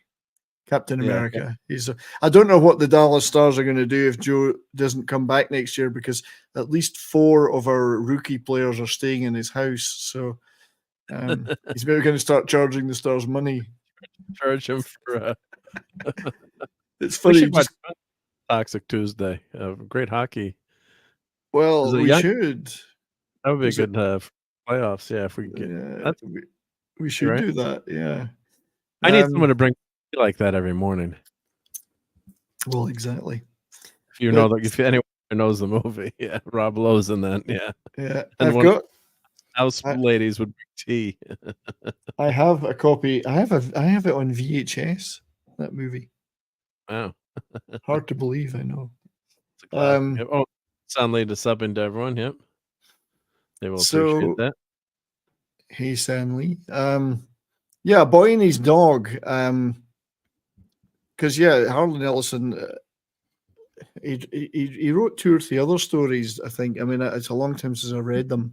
Vic and Blood was the book. Yeah, and then they just after he died, they published the collected all of them together in one volume or one book. Their short stories and Hail to the Great Eric K. And what amazes me about this movie is it's in the public domain. I mean, you can watch it on YouTube for free. It's in public domain, even though you can buy copies of it, but it's right up there on YouTube. Nobody's taking it down. So that's one reason why they're not going to remake it. Is because, I mean, it won't work even with a gender swap, because it's called A Boy and His Dog, and they can't make anything. There's no way to make a modern day version of this work. No, whatsoever. It's impossible. I just find it amusing that it's set in 2024, which is it's hilarious. You probably live to see long future. Yeah. If you look at the poster, says a rather kinky tale of survival. So, I mean, you would definitely be canceled. There's certain things that are, we gotta be careful we say on the YouTubies. Yeah, but I know that. Is it Suzanne? What was her name? Suzanne Benton. She was quite the thing. She did a Playboy spread. Quite the thing, I have to say. They were going to make, according to Harlan Ellison, I've been listening to all of the interviews, they were trying to make a TV show in the either the late 70s or 80s. Yeah. Mm-hmm. That might. Yeah. I think they should just, like all these things, I think they should just leave them alone. The comic book adaptation I was telling you about earlier, Mark, this about Richard Corbin's really called Vic and Blood. They did really weird art. Oh yeah, really strange stuff. Yeah. You got Vic and Blood. And there was talk by Ellison of making a story with a female taking over, because Vic dies, I think, in but not in the film, in the one of the subsequent stories, I think he dies. But he kills him off. Yeah, it's so long since I've actually read them. I'm much more familiar with the movie than I am the stories, which I read decades ago. So, well, he didn't like the end. Harlan didn't like the end of the movie because I think they didn't leave it as let's see, what would they say here? I just love it. Okay, so Ellison particularly objected to the film's final line, and spoilers if you hadn't seen it, but this is an old movie, which did not originate from the original short story, in which Blood said of Quinella, "Well, I'd say she certainly had marvelous judgment, Albert, if not particularly good taste." I think it's fantastic. It's a great line. But he's basically, he refers to it as moronic, hateful, and chauvinist. What does he think the rest of the movie is? Yeah. And look who's talking. I know. Yes. Harlan Ellison was a certain friend of ours calls him the boob grabber. Exactly. He's I think he protests too much, quite frankly. Yeah, because I think what was the original line was a little bit more subtle. He said, "I would have kept the original last line for the original story, which I think is much more human and beguiling than sort of a punchline that L.Q. Jones used." But L.Q. knew what he was doing in terms of market, I suppose. Yeah. So it's an interesting little movie because it was made on a shoestring. Major, I mean, he claimed, Ellison, that major studios wanted to make it with him, but he refused to change certain things. And then L.Q. Jones snapped up the rights and made it on a shoestring. I think it looks great, given it was made on a very low budget. It looks fantastic. So it's just so ahead of its time. Yeah, won a Hugo Award for Best Dramatic Presentation. Yeah, it's a great movie. And it definitely, Fallout has some, with the dog and Fallout. Well, not just that, but the some of the scenes, like the turf where they go to see the movie. I mean, that's just replicated in so many Fallout. Fallout camps look just like that. And then, of course, the Topeka is also it's a vault. I mean, it's a Fallout vault. Right? It's so well read misanthropic dog. Yeah. So it's a fantastic film. I'm really looking forward to talking about it. Yeah, it's gonna be a good show tomorrow. Yep. Oh yeah, I hope you can make it. And Clobby, you're welcome to join too. I mean, you're always welcome. Thank you, man. Depends on what's happening. That's one I definitely will try to make it. Yep. I'll just I think, Clobby, are you in? What time do you start? At 3 p.m. Mountain Time. I think, Clobby, I'm in Central. I probably won't be home by then, but it is a little early for. Yeah, but I'm in Central, so only an hour ahead of you. Are you in my DM group, Clobby? I can't remember if you're in it or not. I for the don't know. show. I'll make sure you're added. I haven't watched this in forever, though. I'd have to go back and watch it. Oh, come on, man! This is YouTube. We just wing it, don't we? Yeah, that's true. It's been at least since the '90s since I've watched this. Well, I've watched it. I've watched it 3 times this week. Oh wow! You're prepared. You know what? Yeah. Well, I remember we're doing it. This is a long time ago. The person shall remain nameless, although they were on the show, and they came on the panel. They're like, "I haven't watched the movie, but I wanted to hang out with you guys." Oh god!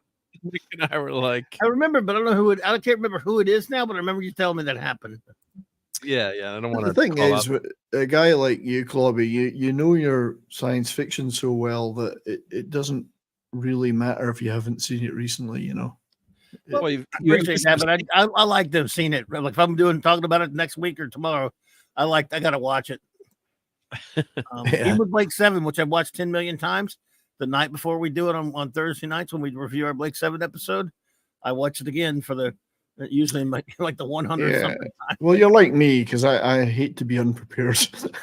Yeah, you always do a good job getting ready for your shows, which I prepare quite hard for stuff. You do. Just even then, I always feel I'm underprepared.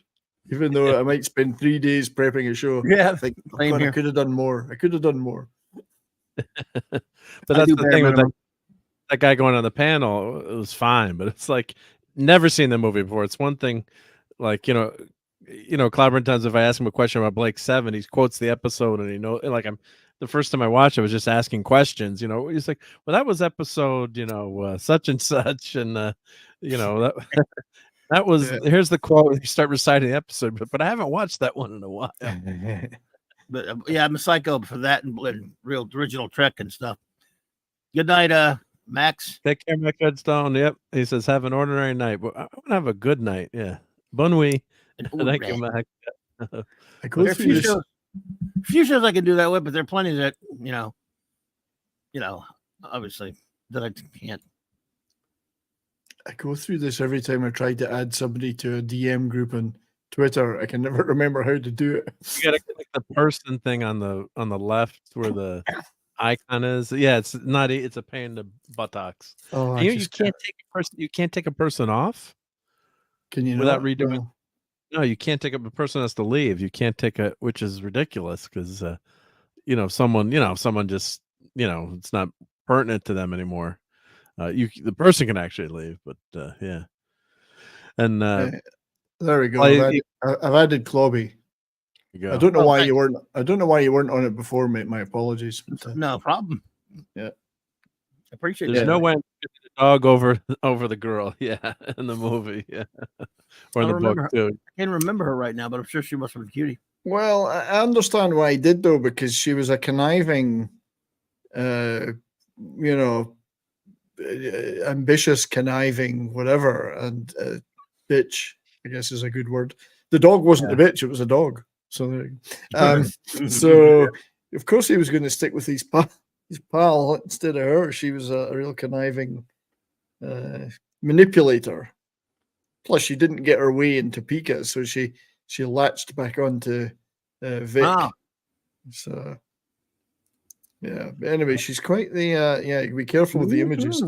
I have safe search turned on, so because she's made a few nude things in her time. But yeah.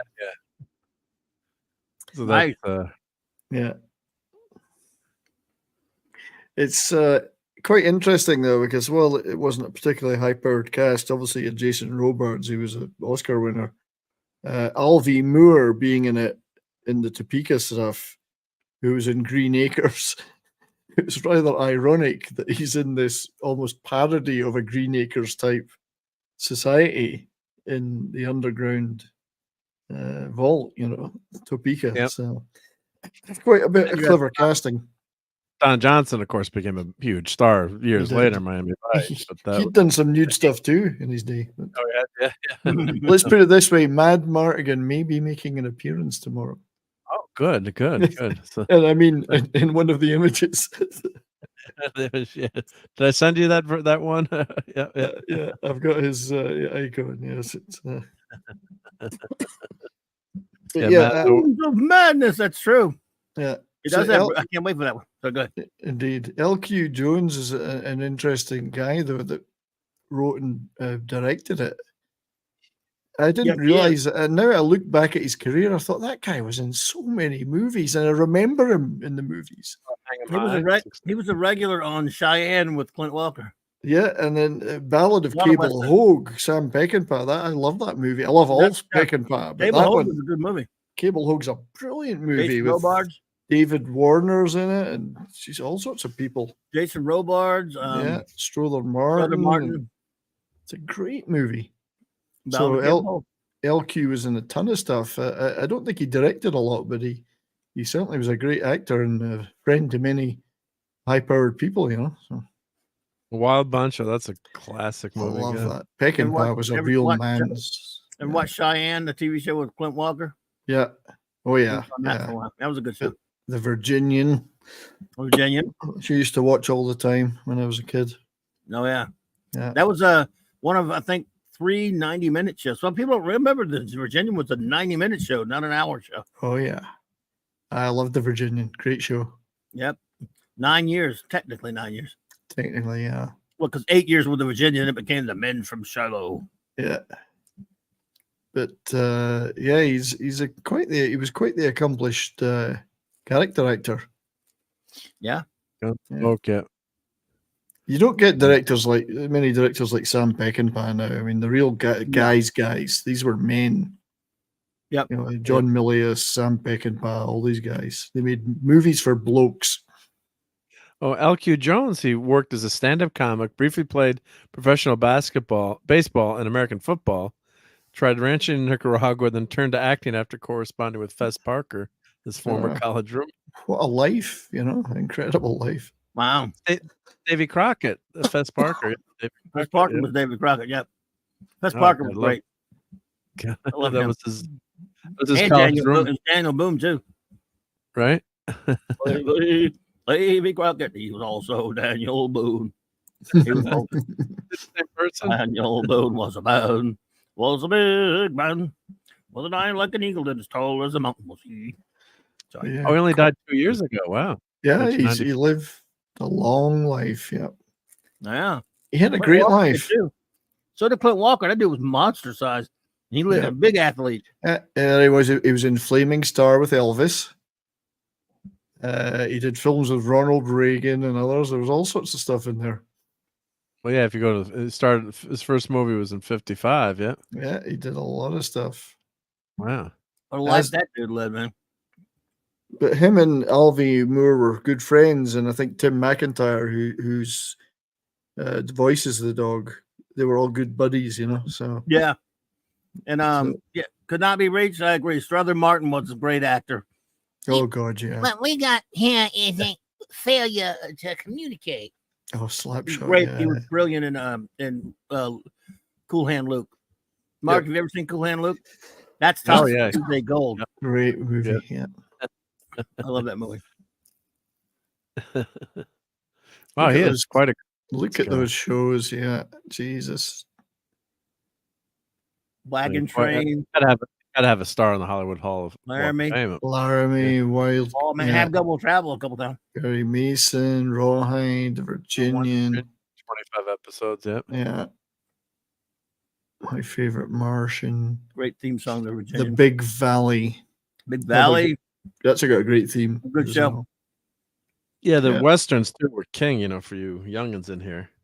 Hondo. Cimarron Strip. That was another one. There was a 90-minute show. I'm not as familiar with that one. I've heard the name, but I don't think I've ever seen it. Overrated. Them's fighting words for a friend of mine. One of my friends is his favorite all-time movie, Cool Hand Luke. I love that movie. Hey, Tom. Gunsmoke. Yeah. Hawaii 5-0. Alias Smith and Jones. I loved that show. Of course, that's one of the great. Alias Smith and Jones. I'm glad I'm not the only one. That show, the Pete Duel episodes, was brilliant. I mean, it was so damn good, so fun. Now, it's true at that point, a lot of the Western shows were kind of going away. And he used they did rewrite some, they reused a lot of Virginian scripts and stuff and some Maverick scripts, but they were still such a good show. Oh my God, I loved it. I remember the theme tune. Remember it opened up with that narration. Was it Hannibal Hayes and Kid Curry, the two most successful outlaws in the West, and yet for all the trains and banks they robbed, they never shot anyone. This made our two modern day Robin Hoods very popular with everyone. Almost with like Butch and Sundance in a way. Wonder if they were modeled on that. It was a popular movie, so yeah. Was that one of the lead actors self-deleted in that? He did. Pete Duel. Pete Duel. They say it was his sister said that it was an accident. He was drunk and he was down. He was messing around with a GUN. He had invited Alec Baldwin over, and things went wrong pretty quick. That was not too close to around the time when Freddie Prinze Sr. did the same thing. Who else did it? Salminio too. Salminio, yeah. He's another one. I think Alvy Moore was a good friend of Salminio's as well. So he's in Cannon was a great show. I remember the theme for that Conrad. as well. He was he had a crossover with Barnaby Jones. Yep. I do remember it very well, Cannon. We all sat and watched it, the whole family. Good, yeah. There's a topic for you, Tom. Overrated classics. Right? Oh, Tommy boy. Ironside. We used to watch that as well. Ironside was cool. Yeah, we liked that. And that was about a detective that was in a wheelchair back in the day. Was he a detective or was he a lawyer? No, he was private eye. I think he was I think he was a prosecutor or something. Prosecutor or DA or something. Yeah. And he was, of course, Raymond Burr. That was a few years after Perry Mason. Yeah, there's Kung Fu, which Tim McIntyre was in as well. He was on an episode of The Magician. Wow. Oh, that I remember. Yeah, you ever that seen was. The Magician? That didn't last long. I watched that was that. Bill Bixby. That was a cool show. Yeah, it was good. Wasn't he a magician? Like, it was a hobby of his being a magician, or was that from the show? It was. I remember now. It was kind of a cool show. They showed it on the Sci-Fi Channel when it was in the series collection. I remember that because we didn't get a chance to see it much when it came on the TV on the network, and they re-showed it. I watched it at the time. But in real life, I just wondered. I thought maybe Bixby loved magic. Yep. Oh, he was keen. He did. Remember they did. He was a keen amateur magician, insisted on performing all the illusions in person, playing trick photography. They had an episode. No, go ahead. Sorry. With all the possible case of the movie. I remember The Wonderful World of Magic. I remember that show. There was an episode of The Incredible Hulk where they did a reunion of Bill Bixby and Ray Walston from My Favorite Martian. And Walston played a magician, so the episode was called My Favorite Magician. And because Bixby had the magician show, they had the Martian show, and it was you ever see that? I never saw it. I didn't see it at the time. No. Yeah, that was a fun episode. Some of these didn't get shown in the UK when I was younger. It was funny. Some things did and some things didn't. Well, the Incredible Hulk didn't get shown over there. Oh, that did. But the Martian. No, this was they just see Martian there. Well, this was an episode of Hulk that did like a reunion with put Ray Walston on there. Oh, that's right. Yeah. That's a reunion with Bill Bixby. I was heavily into the Hulk. Yeah, I mean, I would have been about 10 years old or something at the time. You mean the Incredible Social Worker? Yes. Sad. He was also sad. Sad. Very sad. He was always solving everybody's problems by hulking out twice. Yeah. He carried an endless supply of genes with him. No, the jeans never split. They just crawled up his legs, whereas the shirts always split. An endless supply with endless supply of last names that start with a B. Excuse me. Bless you. Yeah, David. Yeah, that was that show, Hulk show was God. We as a kid, it was nothing like I was expecting the comic books, but you didn't get it. So, but that was okay. Still a cool show. Still a good show. It was a lot. Yeah, there was a lot to like about it. But and of course, Jack Kirby was. Yeah. That's right. It was.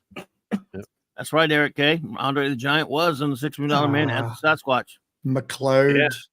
McLeod was great. Yeah, Chips, Columbo, all great stuff. Dennis Weaver. Yeah. How long was that on? McLeod. Only 2 seasons. That was on the Sunday Night Mystery Movie. Donna Muldaur was but that was a really good show. It was kind of based on Coogan's Bluff with Clint Eastwood. Yeah. Even my boy Paladin, Richard Boone played on a show called Heck Ramsey. That didn't last long enough. McMillan and Wife was good too. Yeah, the movie. Yeah, they rotated it. Yeah, so that was smart. That music, and it was a Sunday Night Mystery Movie. Oh, Glennie Larson was a producer. This and about 500 other shows. Yeah. Dennis Weaver. Sunday night seemed to be like mystery movie night or mystery night, right? And for years, Murder She Wrote, which was What a Dangerous Town. Murder She Wrought. Yeah, that's right. Don't go near her. She's a killer. Everyone dies. Everyone gets killed around her. If she moves into your neighborhood, my grandmother loved that show. Yeah. How many murders were in that town? Yeah. LQ was on How when West was one on Dukes of Hazzard, Runaways, Dukes of Hazzard, Charlie's Angels, Vegas. What wasn't he on? I don't remember Vegas. Vegas was with Robert Urich and Tony Curtis. They redid it. Tony Curtis. And he had a really cool car. He had a T-Bird, an old 57 T-Bird. Okay, that was a good show. I liked Vegas. So it didn't last 3 years.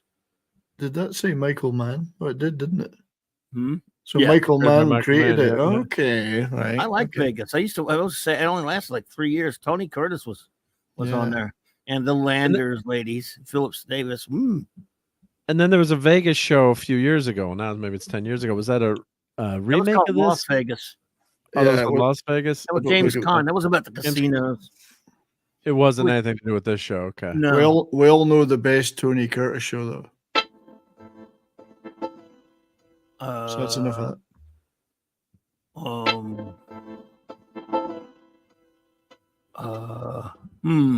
Wasn't he on a show called The Protectors? The Persuaders. Persuaders with Roger Moore. That's the one. Damn it, I've been watching some of those. They're good, actually. I have the DVD. I have the DVD sets for those. They're great. I love that theme music though. That's John Barry theme music. That is a good. Yeah, that is a good theme. Yeah. Yeah, I have my buddy was unfortunately had fire damage in his house. So it was my buddy Rob who passed away, and he had stacks and stacks of DVDs. And there was a massive fire, and he's like, "Oh, the insurance is covering everything." And I think that point he was just so distraught about everything, in general. He's like, they're just gonna throw them all away. I'm like, Rob, you can't. So I grabbed the garbage bag, and I'm like, "Do you mind if I take anything?" He's like, "Nope, I don't. Just take whatever you want." So I grabbed The Prisoner, among other, all the Saint. I grabbed a bunch of Doctor Who. The Saint? The Saint. Hey, hey, cool. Where'd you get all that music? Roger. I've got them all on my stream deck here. Nice. Tons of these old themes. I got this one. It's Simon Templar. Starsky and Hutch. I love Starsky and Hutch. Somebody's like, this. That's awesome. How about this one? And how Avengers. That's it. Well played. We're playing Name That Tune. Yeah, try this one then. Hill Street Blues. Hill Street Blues. Yeah. Okay, one more.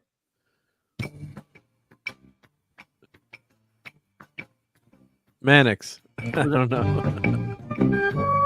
Oh yeah, Man from Uncle. Man from Uncle. Well played. Yeah. I needed to hear more, so yeah. Oh, this one. Huh?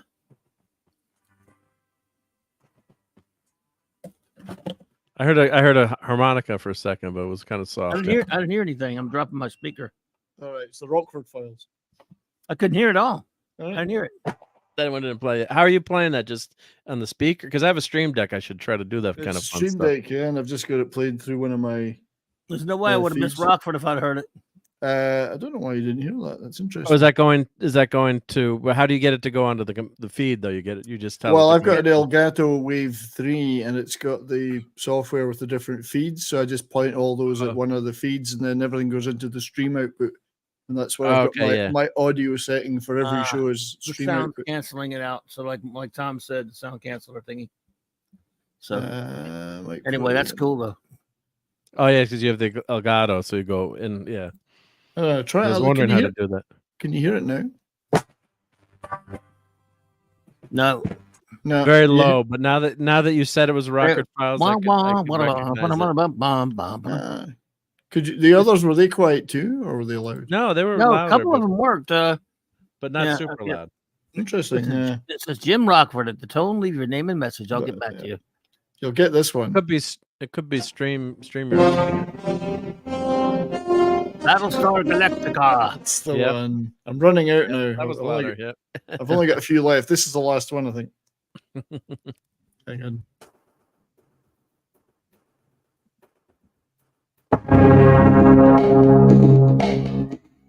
It was Miami Vice. I couldn't. I heard a little bit. Yeah, I get now that when you say it, then I like, oh yeah, that's Miami Vice. Yep. I can only play a few seconds. You'll get copyright struck. Yeah, then the But world. It's a shame because Name That Tune is a fun game. Well, I did that for one of my shows about a year or two ago, and I had a whole bunch of them, and I just left them on the stream deck afterwards. Name That Tune is fun, but you get in trouble, huh? Yeah, you got to be careful. It's crazy because I did one of those as a Judas for the Judas Priest show I did, and I was very careful about it. I did like 10 riffs, and you had to guess them, and I really trimmed them down to like 6 seconds, and I still got copyright claimed on a couple of them. like 6 seconds of just a bit of a riff, you know. It was weird. Like, it's like 6. Yeah, it's like 6. I like, think come the on. algorithm. I think from it's able to get it just from like 5 seconds. It's just amazing. Yeah. If you think about it, like just the technology is amazing that the computer can actually figure that out from the millions of streams that are out there, and able to hear that in real time, and then listen to it and figure it out. It's like, what harm are you doing playing 6 seconds of a piece of riff from some song? Yeah. Oh no, we got to claim that, you know. Muscle Uncle, I definitely mentioned I've gone, will travel, reach the heart of a man. He did mention it. Love it. Some great TV shows there. Greatest Western TV show of them all. Have Gone Will Travel. And the thing is, today the themes are so short because the shows are so much shorter. Unless I get streaming themes, they don't even do theme songs to new shows. Yeah, I've gotten long. Like, did I can't remember. Did Fallout have a decent theme song? I can't even. I'm trying to watched remember. it yet. Haven't watched it yet. Well, most of them don't. At least X-Men '97 put the old theme song for the cartoon on there, although something slightly off about it. It's still, you know, it's mostly there, just kind of a little different. It's good, but the old one was better. And I've been enjoying that show too. I like the show, but I'm saying the theme's a little off. Well, they always play with things, just like Doctor Who, where they play with the theme all the time. Yeah, but and that's cool when they do it. Doctor Who's kind of fun about that theme, but the X-Men theme, you probably shouldn't do that. Well, yeah, but I think they've wrecked the theme a few times, but that's the Jodie era wrecking it. So it's wrecked anyway. No, I'm talking about Doctor Who has a bazillion different variations on it, even when the show was great. So I don't mind. You can do anything you want with it as long as you keep them. It's kind of funny that way. There's all the different takes. But on the X-Men card theme, I think you probably should leave it alone. But they didn't. They took the bass out. One of the minor tweaks. I hated it. I was like, grr. I was groaning when I saw it. They took the bells out. Yeah, they just changed it. I was like, come on, you can't do that, you know. Come on. But Fallout, I think if you like A Boy and His Dog, I mean, Fallout's definitely a takeoff on that. I mean, I may get around to watching it soon. I haven't had time yet. A little bit short of time. Yeah. No, we talked about it a lot, but it is a darn good show. Oh, the SWAT theme. Yeah, the theme from SWAT is great. Yeah. But back then, like the Miami Vice, I think did the Miami Vice theme become like a hit song on the radio? Yes, it was a huge hit. I've got the 12-inch single version of it. Jan Hammer. Wasn't it Jan Hammer? Yeah, I think, yeah. I can't remember. Was it Jan? Yeah, Jan Hammer. Yeah. Jan Winner, Jan Hammer, I think. Jan Hammer, yeah. But that was a damn good theme. Like you'd hear it on the radio. It's like, or the Magnum PI theme. It was certainly up with us in there with the captured the zeitgeist of music at that time, you know. Plus, then you had the fashion statement, right, of the show too. So it was like everyone wanted to be Crockett or Tubbs, right? Yeah, they invented rolling up your jacket sleeves. Yeah, with the long hair and they had the Ferrari that they were driving. So that was great. That was a great show. God, that was a good time for TV. Yep, it was. Voyagers. Is that the John Eric Hexum show? Yeah. Oh yeah. Voyagers. Yeah. That was a good show. It only last. How long did that last? One season. 20 episodes. That's it, right? Yeah. That would be Captain Finity's favorite show. God, right? with the time travel. Yeah. John Eric Hexum tragically lost his life when he had that accident on the set. They were waiting between takes, and he was on that show Cover Up, and they were just. I think they were doing. He was just joking around. What if I heard they were just joking around, and he had the gun up to his head, but didn't realize that you've got the full force, unfortunately. Yeah. Of the weapon going out to, which is really, really tragic. So yeah, and then they kept the show going. Then they changed. I think they changed the lead, but then of course the show, that was it. Never recovered. Yeah. Yeah. Paul Stanley, it said, was in it. I'm sure it's not the Paul Stanley. Yeah. Oh wow, and he was on the A-Team too. Oh yeah. God, he's been on. Dr. Vegas was the last thing in 2004. What a long life. Yeah. There was a new Adam 12? I don't remember that. Yeah. No, you remember that? What? Yeah, I think so. This is like I don't know much about it. It says Jack Webb, but it was way after him. What year was this? Oh, 90, 91. Yeah. I think Jack Webb was already gone by then, wasn't he? Yeah, but they probably had to credit him as a creator. Oh yeah. And Ralph Sinander, who's of course my favorite show, Emergency.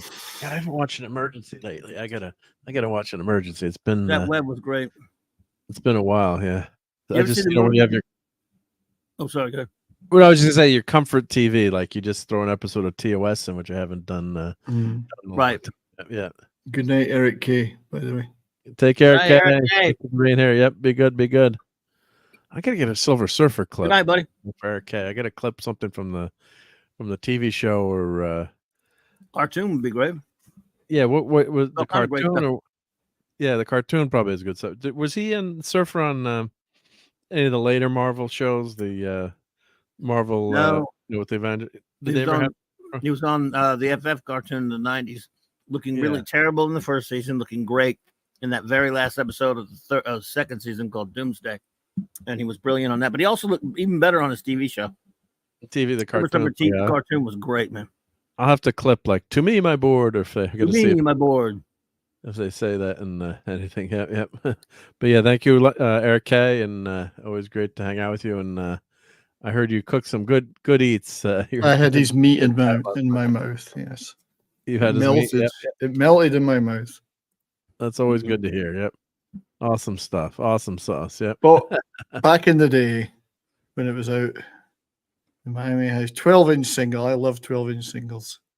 Everyone loves 12 inches. What's the difference with just the length? How 5 inches more?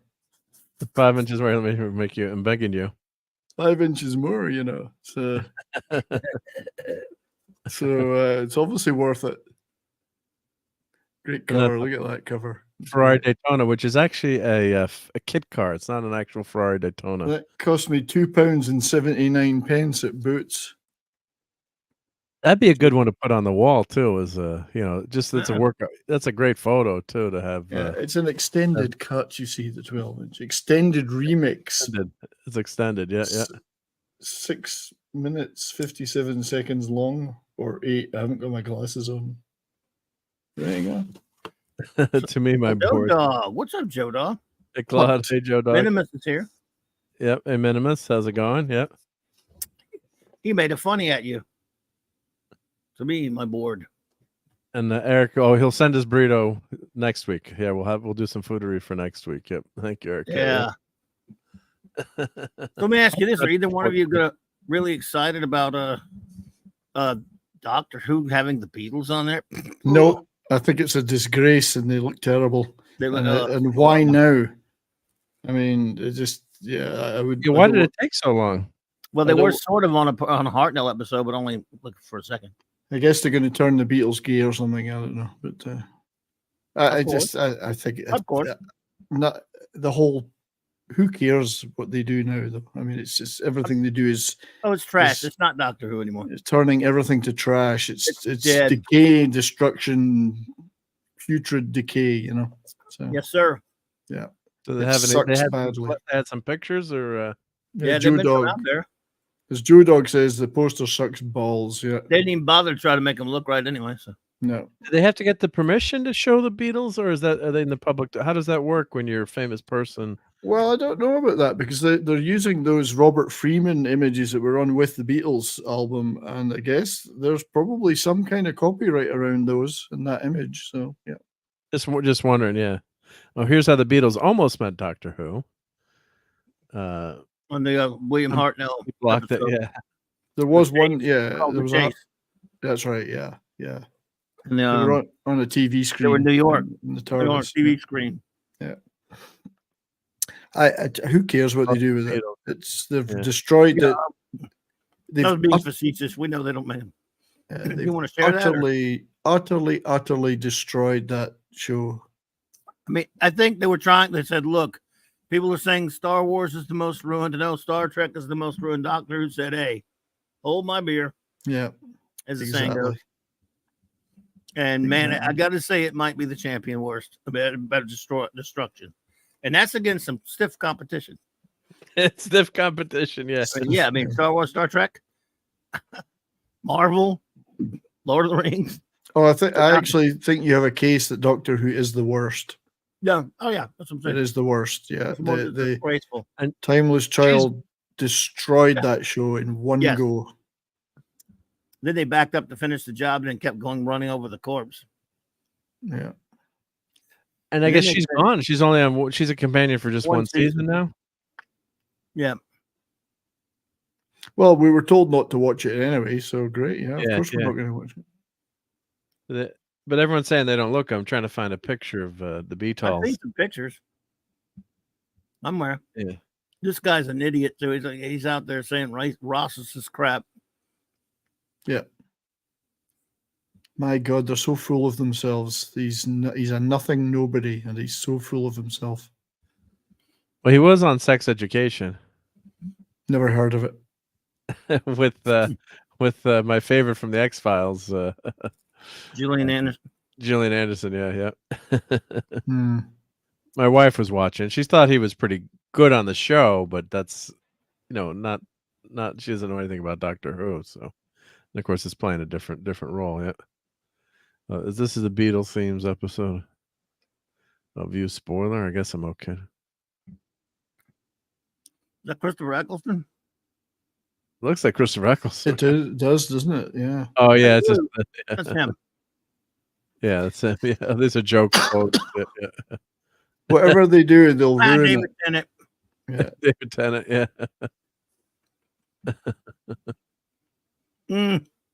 I mean, yeah, as you're saying, 70s, the timeless children. It'd just be like you just totally ruin the destroyed 60 years of canon in one episode. Yeah. It'd be like if when they tried to replace Spider-Man with the clone Ben Reilly and say, Peter Parker was in stasis all those years. Ben Reilly was the Peter Parker's the clone. Ben Reilly's the original. Marvel wondered why that pissed people off. Yeah, why? Yeah, it shouldn't matter. All your Spider-Man comics since issue 130 or 130, whatever it was, have not been Peter Parker. Ugh, screw. Yeah, it's a clone. Yeah, but he did all this. Yeah. They're just wreckers, barbarians. The Huns are at the gate. The barbarians are at the gate, and they're coming to burn the city down. That's all these people are. Yepper. Yeah. Also, did they use the Beatles? Like they just use a photo of the Beatles, or did they have actors that appear? I don't know. I'm honestly, I know. Yeah, like I haven't looked into it because we know it's trash. It'll be trash, whatever it is. Yeah. You can never put Beatles songs on screen because the copyright's too expensive. Yeah. Yeah. Like I have a friend who works in advertising, and they want to Queen's Bohemian Rhapsody is like $1 million to license for a commercial. Yeah. $1 million. Well, there was a time that the Beatles wouldn't even allow it to be done, no matter how much money was offered. And then they eventually relented at some point. But it's still not, you still don't get that many Beatles stuff used in things. It's like, remember the Beach Boys when they had Sun Kiss, Good Vibration? Yeah. And it takes away from the song. And Led Zeppelin too. For years they would never allow any advertising, but they don't let you change the song. Like Good Vibrations, they changed the song for Sun Kiss Soda, so they changed the word. Yeah, it's cheap. It's a cheap thing to do. Yeah. Cheapens the music. Yeah. So that I really don't like. Yeah. But it's the Beatles. Yeah. And I'm a huge, massive Beatles fan too. So not that this matters, but I always love when I hear people say the Beatles are so overrated. Like, yeah, they sound terrible. Well, okay. You do realize their records are over 60 years old. Or it sounds, people say that they sound too simple. It's like, yeah, but sometimes the simplest things are the greatest. And their music is so simple. Why can't you just turn out like 20 hits? So catchy. Yeah. Why didn't they make something with 128 tracks and produced to death? Well, they didn't have that then. They had 2 fucking tracks. Davina Duckworth. Hello. Hey, Davina. Hey, just context, everybody. Context. Yes. Yeah. Oh, they don't sound anything like the bands today. They're so simplistic. Well, yes, the bands of today wouldn't exist without them. They single-handedly, with George Martin, invented modern rock music. Anyway, you don't have to like the music, but at least appreciate their part in history. Well, that's what always drives me crazy. And people, and it became like a thing for a while too. Yeah, they're not that good. So and so was better, or such and such an artist was better. And I'm not knocking at certain other artists, but I often hear a lot of people say, like, I'll give you for instance, David Bowie was far cleverer and better than the Beatles. David Bowie loved the Beatles. He idolized them. Yeah, he learned at their feet in London. He just came. Obviously, he created himself in a vacuum. I'm not knocking him because I love him, but he was far cleverer and more inventive. He absolutely adored the Beatles. I used to go through this all the time in the 80s into the 90s when younger people would start. We'd be at a comic shop somewhere, and they start dogging out Jack Kirby and making fun of him and all this kind of stuff. And I would say, sometimes I get to so who do you like? And they would name an artist or two. I said, I tell you what, why don't you ask that artist what they think of Jack Kirby? They all idolize him. They know he's the king for a reason. Yeah, you may not like the way his stuff looks. Without him, you wouldn't be enjoying it. One comic that you have in your hand right there. That's it, Clobby. Exactly. It's the same thing with the Beatles. You don't have to like their records. Don't underestimate their impact on music and indeed cultural history. Exactly. I'd point out the things that they had in their hand, comics. I said, see the comic you got there, and the comic you got there, and the comic you got there. What are some of your favorite comics? I said, they don't exist without Jack Kirby, what he did. None of it. Yeah. And I didn't like Jack Kirby that much from the beginning, too, but now I grew to appreciate him, and a lot of people you've said. But he's just such an original force, and of course, the storytelling, too, and creating all those characters, too. But all the things he did are incalculable, just like for music with the Beatles and others. That were incalculable. And Davina, yes, I agree with it. Wally Wood was a genius. He did die way too young. Well, even though it was self-inflicted, unfortunately. Yeah. But yes, that's when you make fun of the original. I used to make fun of Frank Sinatra, and then I grew to love Frank Sinatra. My dad would yell at me like, "Someday you'll enjoy." Some of his 50s, 40s, and 50s albums are incredible. Again, he did things that had never been done before in the recording studio, in terms of music, and it's innovators. There are people that are innovators. The Beatles were innovators. You wouldn't have the concept of the modern rock album wouldn't exist without the Beatles. Yeah, and that's not hyperbole. When they started recording in the late '62. Music, like bands like the Beatles, were seen as 2-minute ephemera. We'll just throwaway stuff. Throwaway stuff. Like you'll bang them in there, and we'll throw this shit out, and then we'll throw them in the scrap heap, and they'll be playing in the working men's clubs within 6 months. They completely reinvented what it meant to be a popular musician, and in songwriting and recording techniques and album, even right down to the covers of the albums and everything. And that's not to say that there weren't other great artists doing inventive stuff, but they were the ones that made it so that it could become popular and therefore have lasting staying power. Yeah, many of these other artists would have fallen by the wayside and just been seen as throwaway pop bands, like the Beatles were seen at first as a throwaway pop band, but they were lucky they had George Martin.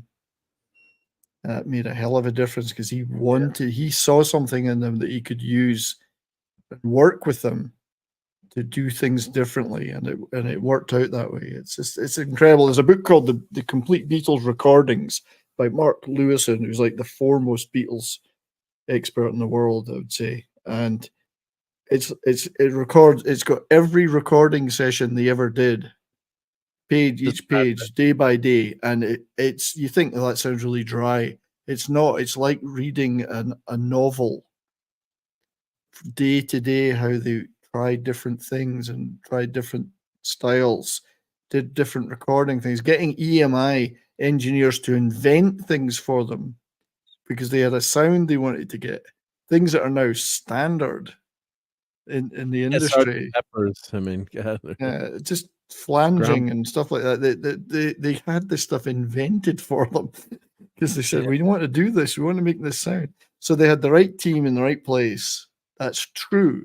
It wasn't all them, but it's an incredible journey through modern rock recording and the invention of it from nothing. From let's just get these guys in here. We'll make 12 songs, churn it out. We'll have it in the Woolworths by the weekend, and then we'll have forgotten about them by next week. They changed all that, and people go, well, the Stones were better or the Who were better, and I love those bands, deeply love them. Even they paid homage to the Beatles. There was nobody like them, not just because of the music, but the impact they had and what they allowed other artists to be able to do in their wake. Plus, just the breadth of their work too was, as much as I love the Stones and the Who, I think the Beatles just, they were only together for that, that decade. Yeah. And just, some of those albums, like you go through track by track and, you got to listen to the whole album, but like what does the White Album have? Like a couple songs I don't like on it, or the experimental songs. And there's a few things thrown in there that probably could have been trimmed. But you read the track list and you're like, this is a number one song, or like songs that everyone knows even today, like everyone. So I've been buying the the deluxe editions. Of course, I think it was the last one I got didn't have a Blu-ray in it, so I was really mad. Was it not Rubber Soul? It was what was the last one I got? And they didn't. It was a Revolver, yeah. And they don't have.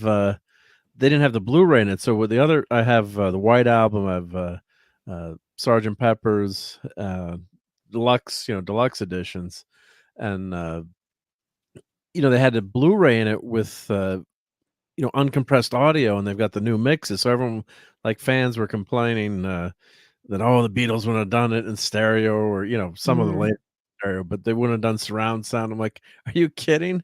It's like the Beatles would have used whatever they could have. Exactly. And if they could have dreamed it, they would have got it made for them. Yeah. But they opened so many doors. They opened doors for other artists.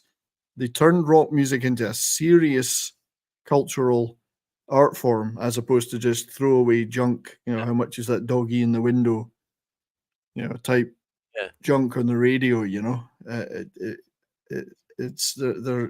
It's hard for, I know it's hard for younger people to see that.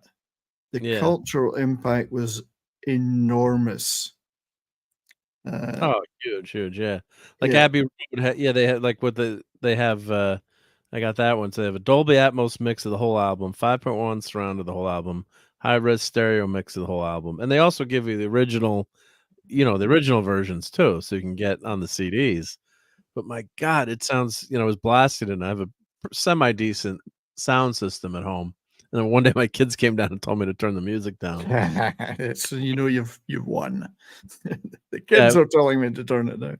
I'm gonna turn it down, but I have the Dolby. Oh, my wife, I should have blasted some music really loud in the living room, but I have the Atmos speakers, and it's like another dimension. But if you want the mono, you can go do it. But I'm like, what idiots would say that you would the Beatles want to do that, in surround sound. Giles Martin is George Martin's son that's doing remixes, and it brings such new life to these albums. And so if you have, if you can afford them, and you can Revolver's a great Revolver. I mean, nobody had made an album like Revolver before. It was an album. It wasn't a collection of 12 singles or throwaway covers to go with 2 hit singles. It was an album that every part of it was recorded for that album's, and it was meant to be there. It's a work of musical art. And who'd ever done a song like Tomorrow Never Knows in 1966?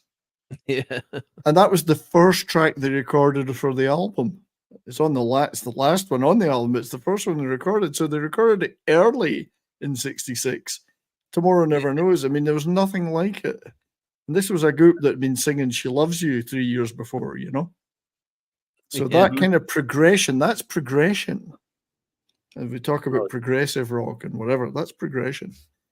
Davina was just listening to Frampton Comes Alive. Yeah, he just played Capitol Theater in New York near me when I get there. And actually, I have a family member who's works there now, so I can pretty much get into any show if I need to. But I haven't availed myself of that yet. But he said he did a great, really great show. And he's got some kind of degenerative disease, so he's. Yeah, it's one of the greatest tragedies of rock music is that Peter Frampton went bald. Right? Yeah, happens to the best of us. That guy had the greatest hair. Yeah, and he's as bald as a coot. But well, Frampton had a great career. I mean, it wasn't just that stuff, but before that, he was in Humble Pie with Steve Marriott, and they were a brilliant band. And then before that, The Herd, like 66, 67, he was making his first singles with a group called The Herd, H-E-R-D, Herd. And so these guys, he's been around a long time. Again, that scene that was created because of bands like the Beatles, especially in the London scene that they moved down to London, it was just packed full of these wonderful bands trying to do stuff, do great stuff. Now, do people about music as much these days? I mean, we're old coots, and we love music. And Davina saying, the Beatles, they would keep recording, so they'd mix all the tracks together and keep going over and over and over. Bounce it down, and then the tape would get wafer thin. Wafer thin. But that's why you should read the complete Beatles recordings book, because it's it is phenomenal. It's fascinating. It's every day, every session, what they did, how they did it, what they tried. It's like reading an unfolding novel. It's an incredible book. They're making history in the studio. Anyway. Have I ranted enough tonight? Oh, it's good rant. Good rant. Yeah. Hey, JT Kirk. I'll be back in 1 second. JT. Turn down the music. You can say congrats. You become your grandparents. Yeah. Yeah. Hey, Sunshine, get into my life are my favorite tracks from Revolver. Yeah, Revolver is phenomenal. Yeah. There's just so many tracks that are so good, and I wonder if people sometimes don't listen to the whole album anymore, or just know, the popular stuff, or. But I just wonder if people care about music as much. It's just so disposable now. They don't make music anymore. Just like comic books, they don't make really real ones anymore. And it's like, movies, music, it's all over. Yeah. It's all good. It's only the old stuff now. Fortunately, it's good. It's good old stuff. Yeah, this is the book I'm talking about. I can't praise it highly enough. It's one of the best books I've ever read in my life. And it's, if you've got even a passing interest in rock history, you have to read this book. Now, I think it was out of print for many years, but you can get a paperback copy of it now. That's a book? It's like a book. An album. And it's nice. So every day, it's just every session, every day, and it's got all this material. And it was the material. Mark Lewison was the main advisor on anthology, and a lot of the material, he went through every tape, like every tape that was available. That's incredible. And everything you could document about it. And about Now, each were there session. notes? And so they used that for anthology. He was the one that went through all the tapes. Oh, he did the anthology. Yeah, yeah. But do they have like original liner? Not liner. Recording notes in there. All the notes from the all the notes from the tape boxes. They've got all sorts of other stuff. Each session, EMI filled out. You had to fill out cards with. And he found out so much stuff that wasn't known by listening to all that and looking through it. And then they reused a lot of it for anthology. But just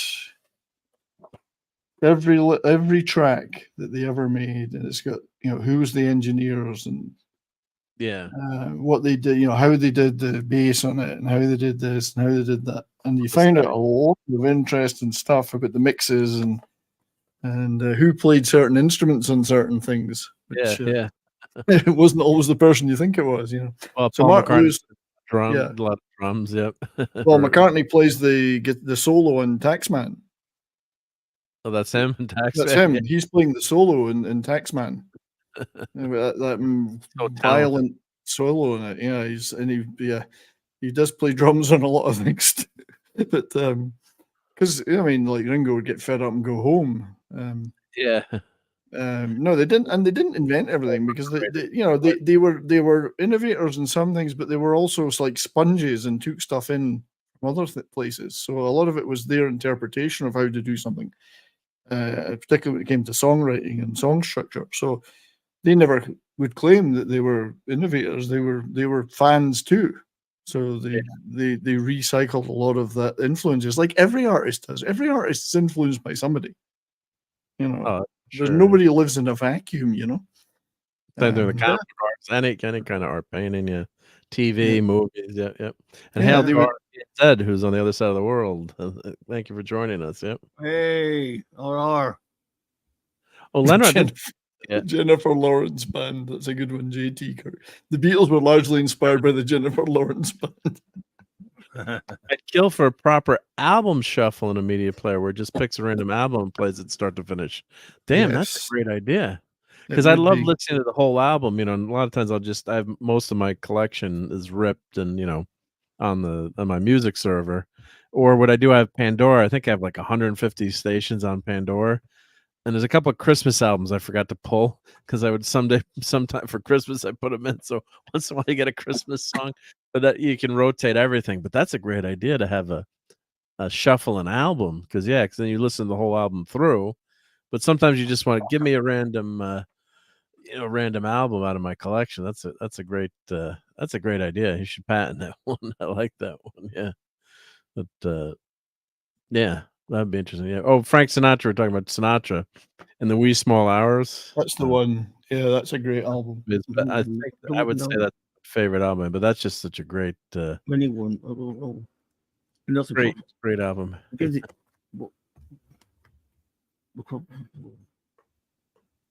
But Clobby's expiring. You okay, Clobby? Yeah, I'm sorry. I just bumped something. Yeah, that's okay. It can get in the way of your Orange Rocks. Yep. Owie. Like look, we're talking about the White Album before, and then someone said, "Well, the Beatles aren't that good." Someone was telling me, I think on one of the shows. But where's the? Don't they have a more compact track listing? So, back in the USSR, it's kick-ass. I mean, bands would die to write a song like that. Yeah, and that's played today. It's a Beach Boys parody as well, which is what's funny about it. It's a Beach Boys parody. Yeah. So Yeah, so that's a number one hit. I'm calling that's a huge hit. Dear Prudence, you don't want me to sing, but that's an incredible song. Incredible song, Yeah. Dear Prudence. Glass Onion is a phenomenal song. Obida. You see, that song, Obladi Oblida, gets a lot of flack. They go, oh, that's really cheesy. It's ska. like that it's one. actually got a ska blue beat thing going on in it. And it's like nobody else was doing that in white rock bands at the time, you know? It was it's just that thing that's different. I kind of like that one. I like it a lot, yeah. I love the din, din, din, din, din, din, din, you know. Yeah. But it was because John, the story is, and it's in this book that they did like 90 takes of that, and they were just Paul was never happy. They were getting thoroughly pissed off with it, and John just came in and did this. And they said that's fucking it, and we're leaving that, and then we're done with this. He couldn't get the intro right, and he just hit it as hard as he could. And it's great. It's a classic. Yeah. They went, okay, that's song. My favorite Beatles song is Her Majesty, and all the words, and I don't have to dance to it. She doesn't have a lot to say, though. She's a lovely girl, but she doesn't have a lot to say. And the story behind that, to my understanding, was that engineers were told not to erase everything or throw anything out, so that was kept on the end of the last track. Mm-hmm. Was it the White Album, or was it? That's Sergeant Pepper, wasn't it? Sergeant Pepper's. Yeah. So it's like in the out of the groove, and then they had a dog whistle in there too, which because the dogs could hear, and then they had the bit of there's a little gibberish at the end. It just clicks and keeps going round. But say Bungalow Bill, I'm not a big fan of Bungalow Bill. It's one of my. I like it though, but yeah that's one Bungalow Bill. But I mean, it's not a bad. You might personally not like it, but it's a. I consider it a hit though, or something that's It's one of my less favorite Beatles tracks. Put it that way. But then you get While My Guitar Gently Weeps. All right, so they're one of the all-time great songs, and of course Prince, I think, did the best version. No, he rips it apart. Yeah, it's brilliant. I mean, of course, Harrison's version is amazing too. But it was Eric Clapton on the guitar and the Beatles one. He didn't even get a credit. Yeah, no credit. Yeah, it was Eric Clapner. Just so you know, Eric Clapner. But yeah, I mean, who couldn't say that's a world-class rock song? While My Guitar Gently Weeps. I mean, and Lenrod here, he did a great job. I mixed a few of my CD rips into single tracks and put it shuffle in my car. It does an album shuffle. That's a good work. And JT Kirk says he's more of a Stones fan. Probably me not going to be. Yeah, but the Beatles are a pop band, not a rock band.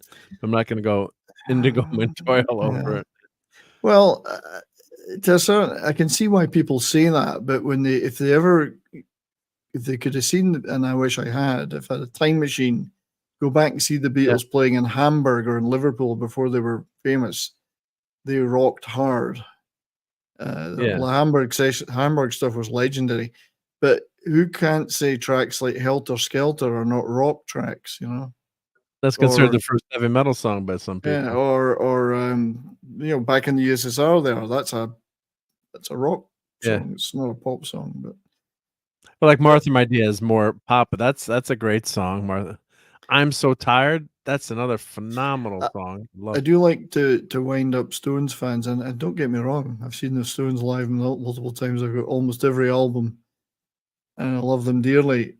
Their first hit single was "I Want to Be Your Man," which the Beatles wrote for them. So that winds, and they tried their best to forget that for 50 years. Grudgingly acknowledged it, and they started playing it live again. But yeah, the Beatles dashed that one off. It's so inconsequential to the Beatles that they gave it to Ringo to sing on their own album. So. And then, and of course, the Beatles song "And Your Bird Can Sing." That's John taking the piss out of Mick Jagger. You could say you've seen Seven Wonders and Your Bird Can Sing. It's Marianne Faithfull that he's singing about. Mick's girlfriend at the time. Because they're like Mick and they were all big friends and hung out in clubs together. But he's Mick, you're such a big-headed whatever. We're still the Beatles. Yeah. And Yeah, it's just the new Stones album is really good. I'm sure you've heard the new It's Stones. pretty good. Yeah, it's pretty good. Yeah, it's really good. I was impressed by it. I'm like, damn, Yeah. this is Just impressed with the fact they're still alive, but yeah, but it's you can listen to it, so it's great to see that happening. Yeah. All right, so Blackbird is an all-time that's fantastic song. beautiful. Yeah, It's a beautiful song. Piggies, that's a crazy song. That's kind of a throat, but it's still fun song, I think. but look at the different styles they were trying. Yeah. Just to, Piggies is like a kind of harpsichord type thing, Rocky Raccoon, yeah, that's a weird one. That's a weird, but that's another fun. I can hear it, and Don't Pass Me By. Ringo finally gets a writing credit. Track, yeah. Well, I think he might have had one before, but there's a great cover of that by Dan Baird and the Georgia Satellites. It's a kick-ass cover. That's a pretty good song too. Yeah. And Why Don't We Do It on the Road? That's an hysterical song. See, I would like to have a full band version of Why Don't We Do It on the Road. John was always pissed off that Paul just knocked it off in another studio while they were doing something else, and it was just him. It's too short. He said we should really. I'd love it if Paul had just brought that to us and we did it as a full kick-ass, heavy bluesy thing, But I've told him about I Want to Hold Your Hand before. Have you ever seen that 70s? I Want to Hold Your Hand. Seen it many times. I might even have a Robert Zemeckis. That was one of his first, if not his first film. I might actually have the DVD of it. Told Mark about it before. I don't know if you've seen. Yeah, you're telling me about it. Yeah. Yeah, it's been forever since I've seen that. Of course, the best is after that he went and made the masterpiece Used Cars, which was one of the greats. Yep. And then let's see what else is left on the White Album. Yeah, so I Will. That's I love I Will. It's a beautiful little ballad. And then Julia, talk about a heartbreaking, I mean, just gorgeous song. John Lennon, yeah. Birthday. Hey, it's probably one of the best songs of all time. That's right? another rock song. Yep. Your Blues. Yeah, which is as dirty and filthy as you can get. Yep. Yes, and Mother's Nature's Son, which Paul put that brass section in it, which is they came from the north of England. Brass bands they grew up listening to that kind of stuff, so they could fit that into their oeuvre, Everyone's got something to hide except me and my monkey. Is that the longest title? I love the bass in that. That's a great bass line in it. Genius is Pain, yeah. Helter Skelter. Eddie's great song. He kicks ass. Yeah, Helter Skelter. Parrot Claude is referring to a parody done by Tony Hinder of National Lampoon Radio back in the 70s. He sings a song as John Lennon, sounds just like him. All taken from John Lennon quote interviews, where they're hilarious. It's called Genius is Pain, and he sings Genius is Pain. That's right. Have you ever seen that? Yeah. Have you ever heard it? You got it. It's hilarious song. It's funny. Yeah. I can't quote it here, but obviously. Pain. But yeah, Helter Skelter. I mean, you won't get much better than Helter Skelter if you want nihilistic, aggressive proto metal. That is the first metal song, I'm going to say. I mean, it's proto metal. Yeah, I mean, it's you make all sorts of arguments about the first, but it's one of them.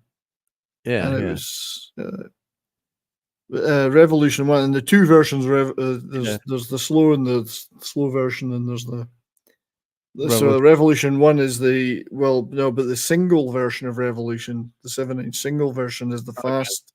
This one, I think, on White Album is it starts with the acoustic guitar, and then the but so the single that was released was a speeded up, super fast, hard rock version, which I love to this day. I adore it. One of the greatest records ever. I like the version on here too. It's slower and bluesier. But just think of like the body of work in this double album. Yeah. You've got and it's all groundbreaking for the time. So 24, 20, all right, so 48. This is so you've got Well, there's half a dozen stone cold classics that any band in history would have been happy to say that was one of theirs, you know. Yeah, so to put out, I mean, side 4 maybe is the weakest side, you could say, if that, and it's still good, got good stuff on it. I mean, compared to, you know, some of the other sides, but I mean, any band would be happy to have that that on the, you know. It is, yeah. I mean, it's hampered a little bit by Revolution 9, of course, which Yeah, I've never been a big avant-garde fan. But yeah, Good Night finishes the album. It's a beautiful song. yeah. So Cry Baby Cry is a great record too. So you know. Great record too, yeah. One of the first ones I ever played again was Why Don't We Do in the Road. I never heard the song before, so I had to wing it. Yeah, I'd love to have heard a full band version of it, a loud, dirty rock version of that, because Paul just kind of does it on his own, you know. Yeah. And Could Not Be Reached says, yeah, Let It Be is my favorite Beatles album. Yeah, that's a phenomenal album too. Good. And that song brings you to tears. I mean, that Let It Be song. And of course, if you've got to listen to Let It Be Naked. I love that one. That's my favorite version. Yeah. I did say I want the version of Long and Winding Road from Let It Be Naked to be played at my funeral. Hopefully I'll be there to hear it, but yeah, I hope so too.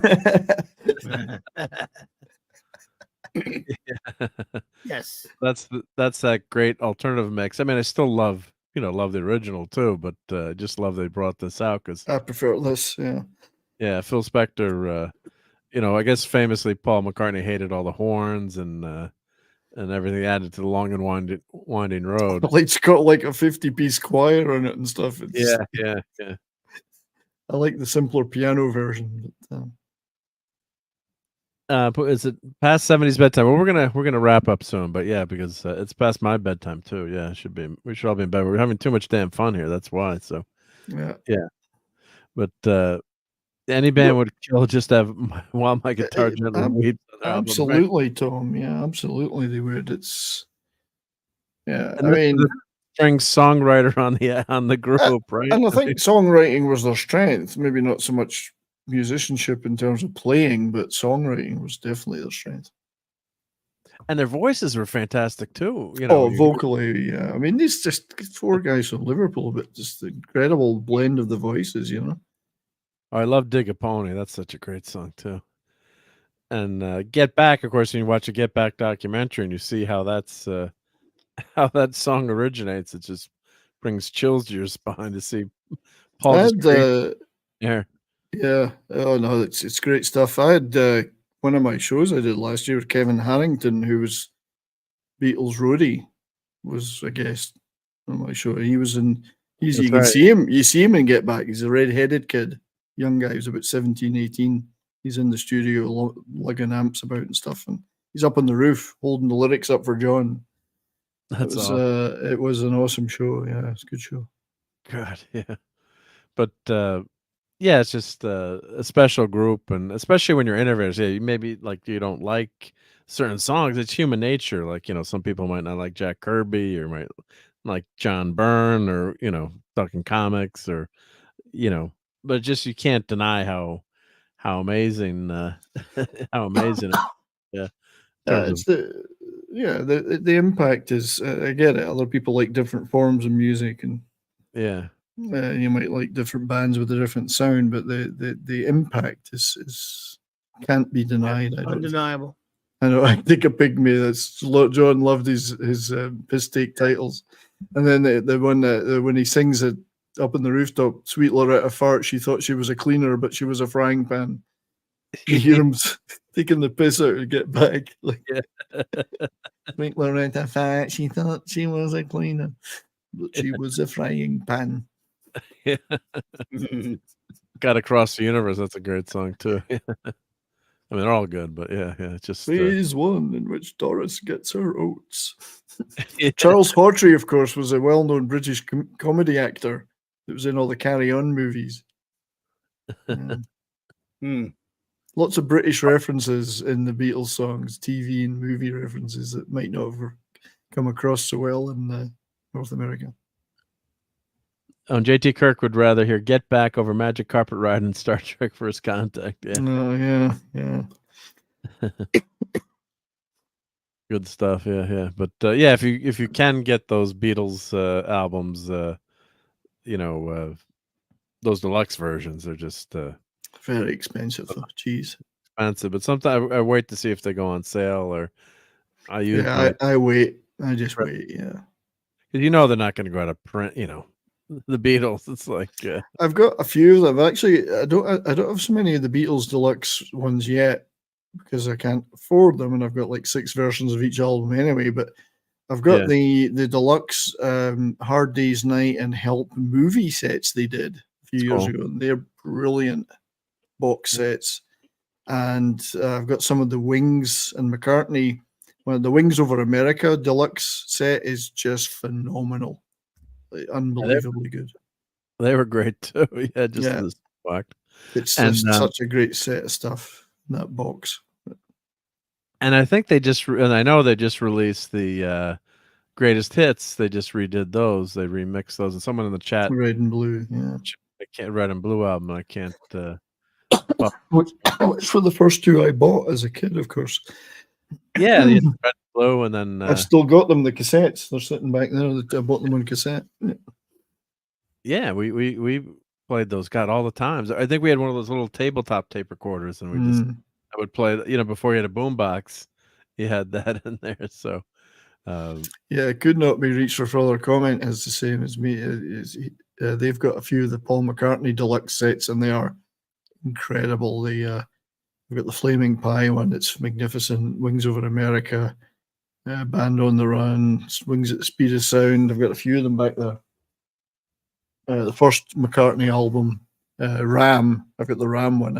It's my favorite second favorite McCartney album. Flaming Pie is probably my favorite, but yeah, Ram. These are great deluxe sets that he's done for those. And the Beatles ones must be just as good, I'm assuming, Mark. You've got some. Of course, the Beatles released their final song finally, and I thought that was a damn good song. You did a review of it. Tom and I talked about it in a stream, and I think I did a video of it. And I mean, I don't mind it. I mean, I know that as had been pointed out, some people didn't like the video. I get that because it was a bit. I could have done without the video. I think the song would have been enough. Yeah. The video had this kind of fake putting them together. I know that. Yeah, but I after seeing it a few times, I get what people didn't like about it. Yeah, but I kind of I did. That's like they're doing a swan song, and the amazing thing with Peter Jackson with the technology now, they can separate all the lyrics. It's not the lyrics, but the vocals from the bass, from the guitar to the. Then they can remix it. So, originally George Harrison said, "Oh, this is garbage," but the problem was the demo tape that they had. You couldn't hear the voice because of the piano. Yeah. Yeah, but now they have the technology, so it's him singing. But it's a pretty damn. I mean, when you think about it, like that was probably just like a throwaway demo that John Lennon was doing. Back. It was just in his living room. Yeah, he did a bunch of those, as all artists do, of course. But Putin's Cats mentioned Too Many People, which is one of my all-time favorite songs as well, on Ram. Brilliant Paul McCartney song. Yep. Taking a bit of a dig at John Lennon, of course. It's got brilliant guitar, some brilliant guitar solos by Paul on it. Oh yeah, I've got London Town and Back to the Egg special editions as well. They're brilliant. Love those albums. Yep. But when I was thinking about with this Now and Then, it's like you're just kind of doodling on your piano, and you're just so damn talented that, like Now and Then, I think a lot of bands would be happy today to have that song on an album, right? I mean, it's yeah. I mean, it's not a bad song. It's a quality song, and it's yeah. I mean, no, I don't know if anyone would ever claim it was the greatest thing they ever did. It wasn't meant to be, or you would have heard it long ago. It's what's available. And they were finally able to do something with it. Fair enough, I'll take it. Charming, and it's a charming end to their career, I think. And the lyrics actually, if you read the lyrics, or because we can't can't play it, unfortunately, but they have the lyrics here. It's touching lyrics that kind of fit the end of you're gonna do a last I think it seems to fit the feeling. The lyrics fit the feeling, and that feeling of finality and nostalgia and wistful nostalgia. I think the thing that really always gets me is that at the time John was murdered, they were going to get back together again. They'd all signed off on doing what became Anthology, including John. It was called different names. They were going to call it Long and Winding Road until George objected. But they had all signed off on it. They were all going to get back together eventually and put that together and maybe do some stuff.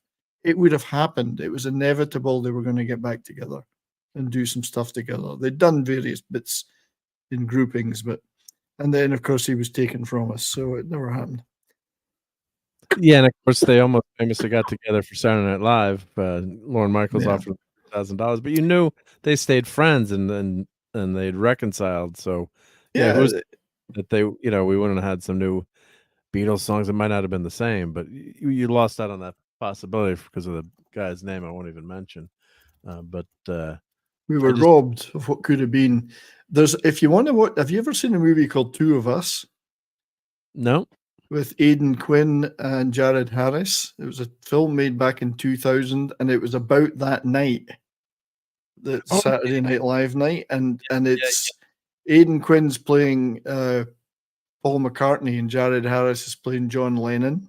This was before Jared Harris was really well known, and it was directed by Michael Lindsay Hogg, who did the Let It Be movie originally. So, and he also was in Spinal Tap. So, Paul, it's basically Paul visiting John in New York with that night, and a lot of it's made up, but there's certain parts of it actually happened, and it's a very touching movie. And they're sitting watching it on TV and going, "Well, we should go down, we should go down, we should go down there." It's a really good movie, a beautiful movie. I'll have to watch that. Yeah, I've heard about that. Yeah, I remember when it came out. I didn't watch it, or was it a miniseries or like made? No, just a film. It was a movie. Yeah. Okay. Yep. Called Two of Us. Yeah, it's really good. I would recommend it. The first VH1 movie. Thank you, Tom. Yeah, it was very good indeed. And Get Back, watching Abbey Road come to life. Some of George's, it's just phenomenal to watch that. And for years, that was considered. They said, "Oh, the Beatles hated each other." And, I mean, maybe they got some of the stuff, but if you're working together with someone, I grew up in a family business, and sometimes my wife would be like, "Do you like each other at the end of the day?" I mean, sometimes you fight with people you love, and if you can imagine me getting mad at something. They were stuck together for 10 years, sometimes literally in a room, just the four of them, with madness going on outside. So eventually, and they were growing up. I mean, they started that out when they were teenagers. So eventually they were going to want to spend time doing their own thing. And I think they got over that eventually. They got over all the huffing and puffing, and they became friendly again. And, the old friendships kicked in. Well, you have fights with friends sometimes, or you have a falling out. And sometimes you don't get with a friend, but sometimes you do years later, and it's good. George said it. It was insane. We were in the center of this insanity. He said we were okay, but the insanity around us was just amazing. So, but they got past that, and they all worked together in various combinations. It would have happened. I mean, John and Paul did spend some time together and jammed a bit and a couple of times, so it would have happened. I don't know. So Putin was asking about CC. I don't know. It's a CC karaoke hurt himself. Yeah, but I haven't got any. I don't know what he's. How's he feeling? No, do we hear anything on? Yeah, I haven't heard anything about whether he's healing up or not. So, best wishes to him. Okay. Yep. And then here's now and then. I know it's true. It's all because of you. If I make it through, it's all because of you. Yeah, of course, it sounds so much better when you're singing it. But for you, I do the things I do. For you, everything I do. For you, the things I do. So that's by Brian Adams spoof. Yeah, but but just a touching. Yeah, I know it's true. It's all because of you. And if I make it through, I mean, it's just when you hear that song, it's just really touching lyrics. I mean, of course, when you read it, it doesn't have the same effect off. But yeah, it was just anyway. Stuff. It's great to talk about music, guys. Yeah, it's good. I think that's a good time to rock on out of here. Yeah. No, that's got late early, but we have so much fun doing this show and just hanging out and talking about whatever. Got my signed Pete Best poster there, which I got at a Pete Best gig. And he finally got money from being on Anthology, right? Was that the first time he made money? Yeah, he got a couple of million out of that. He got a couple of million? Which enabled him to tour the world with his Pete Best band. Yeah, he got at least a couple of million, he said. Just from having a few tracks on the album? Yeah. So talk about how much I saw him in a club in Ontario and I got him to sign it and had a chat with him.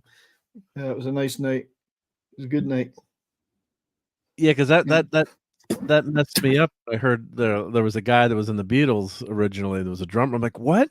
Of course, back before the interwebs, and you had to buy books and read. Like, you're kidding? Like, a friend is like, yeah. You hear about? Ringo wasn't the first, and neither was Pete. There was drummers before him that weren't very good. Radcliffe, or who was their Stu friend? Sutcliffe. Stu Sutcliffe. Yeah. Too. Yep. But, yeah, there was a collection of people around them for a while, but yeah. And that was a big joke. Like Pete Best would, be thankful you're not Pete Best or something. I'm glad to hear you found a couple $1 million. Yeah, and Clarence, you're talking the keyboard player, Clarence. I don't know who was Tom talking about. I know Billy Preston played on Get Back. Yeah, they talked about making him the fifth Beatle for a while. But Eddie Murphy. Wasn't Clarence the cross-eyed lion? I'm thinking of Tarzan. Yeah. Anyway, I'm gonna have to retire. Yeah, well, no, we're the show now too. So everyone, let me put that 70s rock fan link into the chat here. I'm gonna just play my thank you to members. We're gonna head out, so let me put this in. So everyone, go watch the Boy and Your Dog review tomorrow if you can find. I think you said it's on YouTube if you want to watch it ahead of time, right? YouTube, Rumble. Oh, the movie is on YouTube. Yeah, just look for A Boy and His Dog. There's at least 2 high quality versions for free on YouTube. We're gonna have fun. It's gonna be a fun show. We have a lot of fun doing these cult movies. So Yep. Excuse me. Thank you to my channel members here.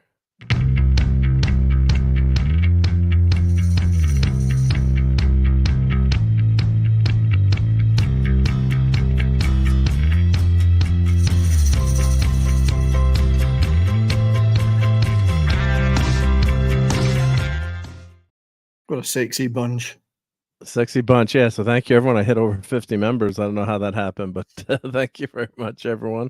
So going to be doing some more member stuff, especially now we hit 50 members. But I'm going to have to do this sometime. I said when I get to 1,500, I'll do memberships. I know I don't have to wait, but I set myself a target. So. All right, you set yourself a target. Stay on target, but it's fun having these icons we can play with you if you're channel members. So you got Blake 7, we got Supergirl, Raquel, the Gorn, Spock, Mandalorian.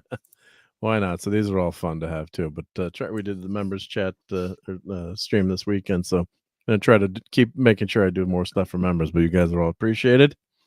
And Clobberin' Times, do you have Monday night? Do you have J-Man on? You're doing J-Man on Monday night, or what you got coming up this Monday? I just think I'm gonna take a couple of weeks off and probably not do anything. Oh no, that's horrible. What's wrong with that? What? I can't have time off? Yeah, you should, man. I just had some time off. Maybe only for a couple of months. What about it? Oh yeah, you're right. Oh, I've just checked the schedule. I forgot to schedule it. So yeah. Tomorrow night, it's 6 Central. I'll be on J-Man's channel for our Legion of Superheroes reviews. Then at 9 Central Standard Time, I will be on Well, I guess on my own little channel. Yes, if not too busy, I'll show up to do my own show. Monday night Marc C Comics Talk, and it'll be nothing particularly interesting. I'm sure I can make it that way. And then Tuesdays and Thursday nights, hanging out with that great Midnight's Edge After Dark group with Tom, maybe even 70s used to pop in with us. Yeah, it's an awkward time of the night for me domestically. So I'd love to be on it every time, but I have to kind of please, can I go in? I got you. Wednesdays on Loki's channel at 7 and then my channel at 9, and then the Clubhouse coming up, as you know, Mark, and then the regular rest of the shows of the week. So Thanks for having me. Always appreciate being here. Yep. Very glad that you were here. So thank you, that 70s. Thank you to the Mighty Thor, Steve Mitchum. Thank you to Courtney for popping in. And everyone in the chat. It's so late now. I'm not going to call it everyone in the chat, but thank you for being here and spending your Sunday evening with us, and have a great rest of the week, and sub to everyone, and make sure don't watch regular TV. Watch us on YouTube. We're much better. So take care, everyone, and catch you soon. Be good. Night, everybody. Fun storming the castle. It's 106 miles to Chicago. We got a full tank of gas, half a pack of cigarettes. It's dark, and we're wearing sunglasses. Hit it.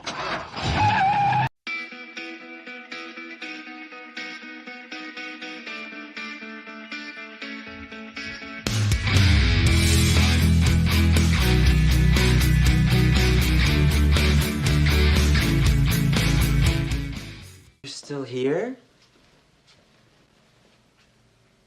It's over. Go home.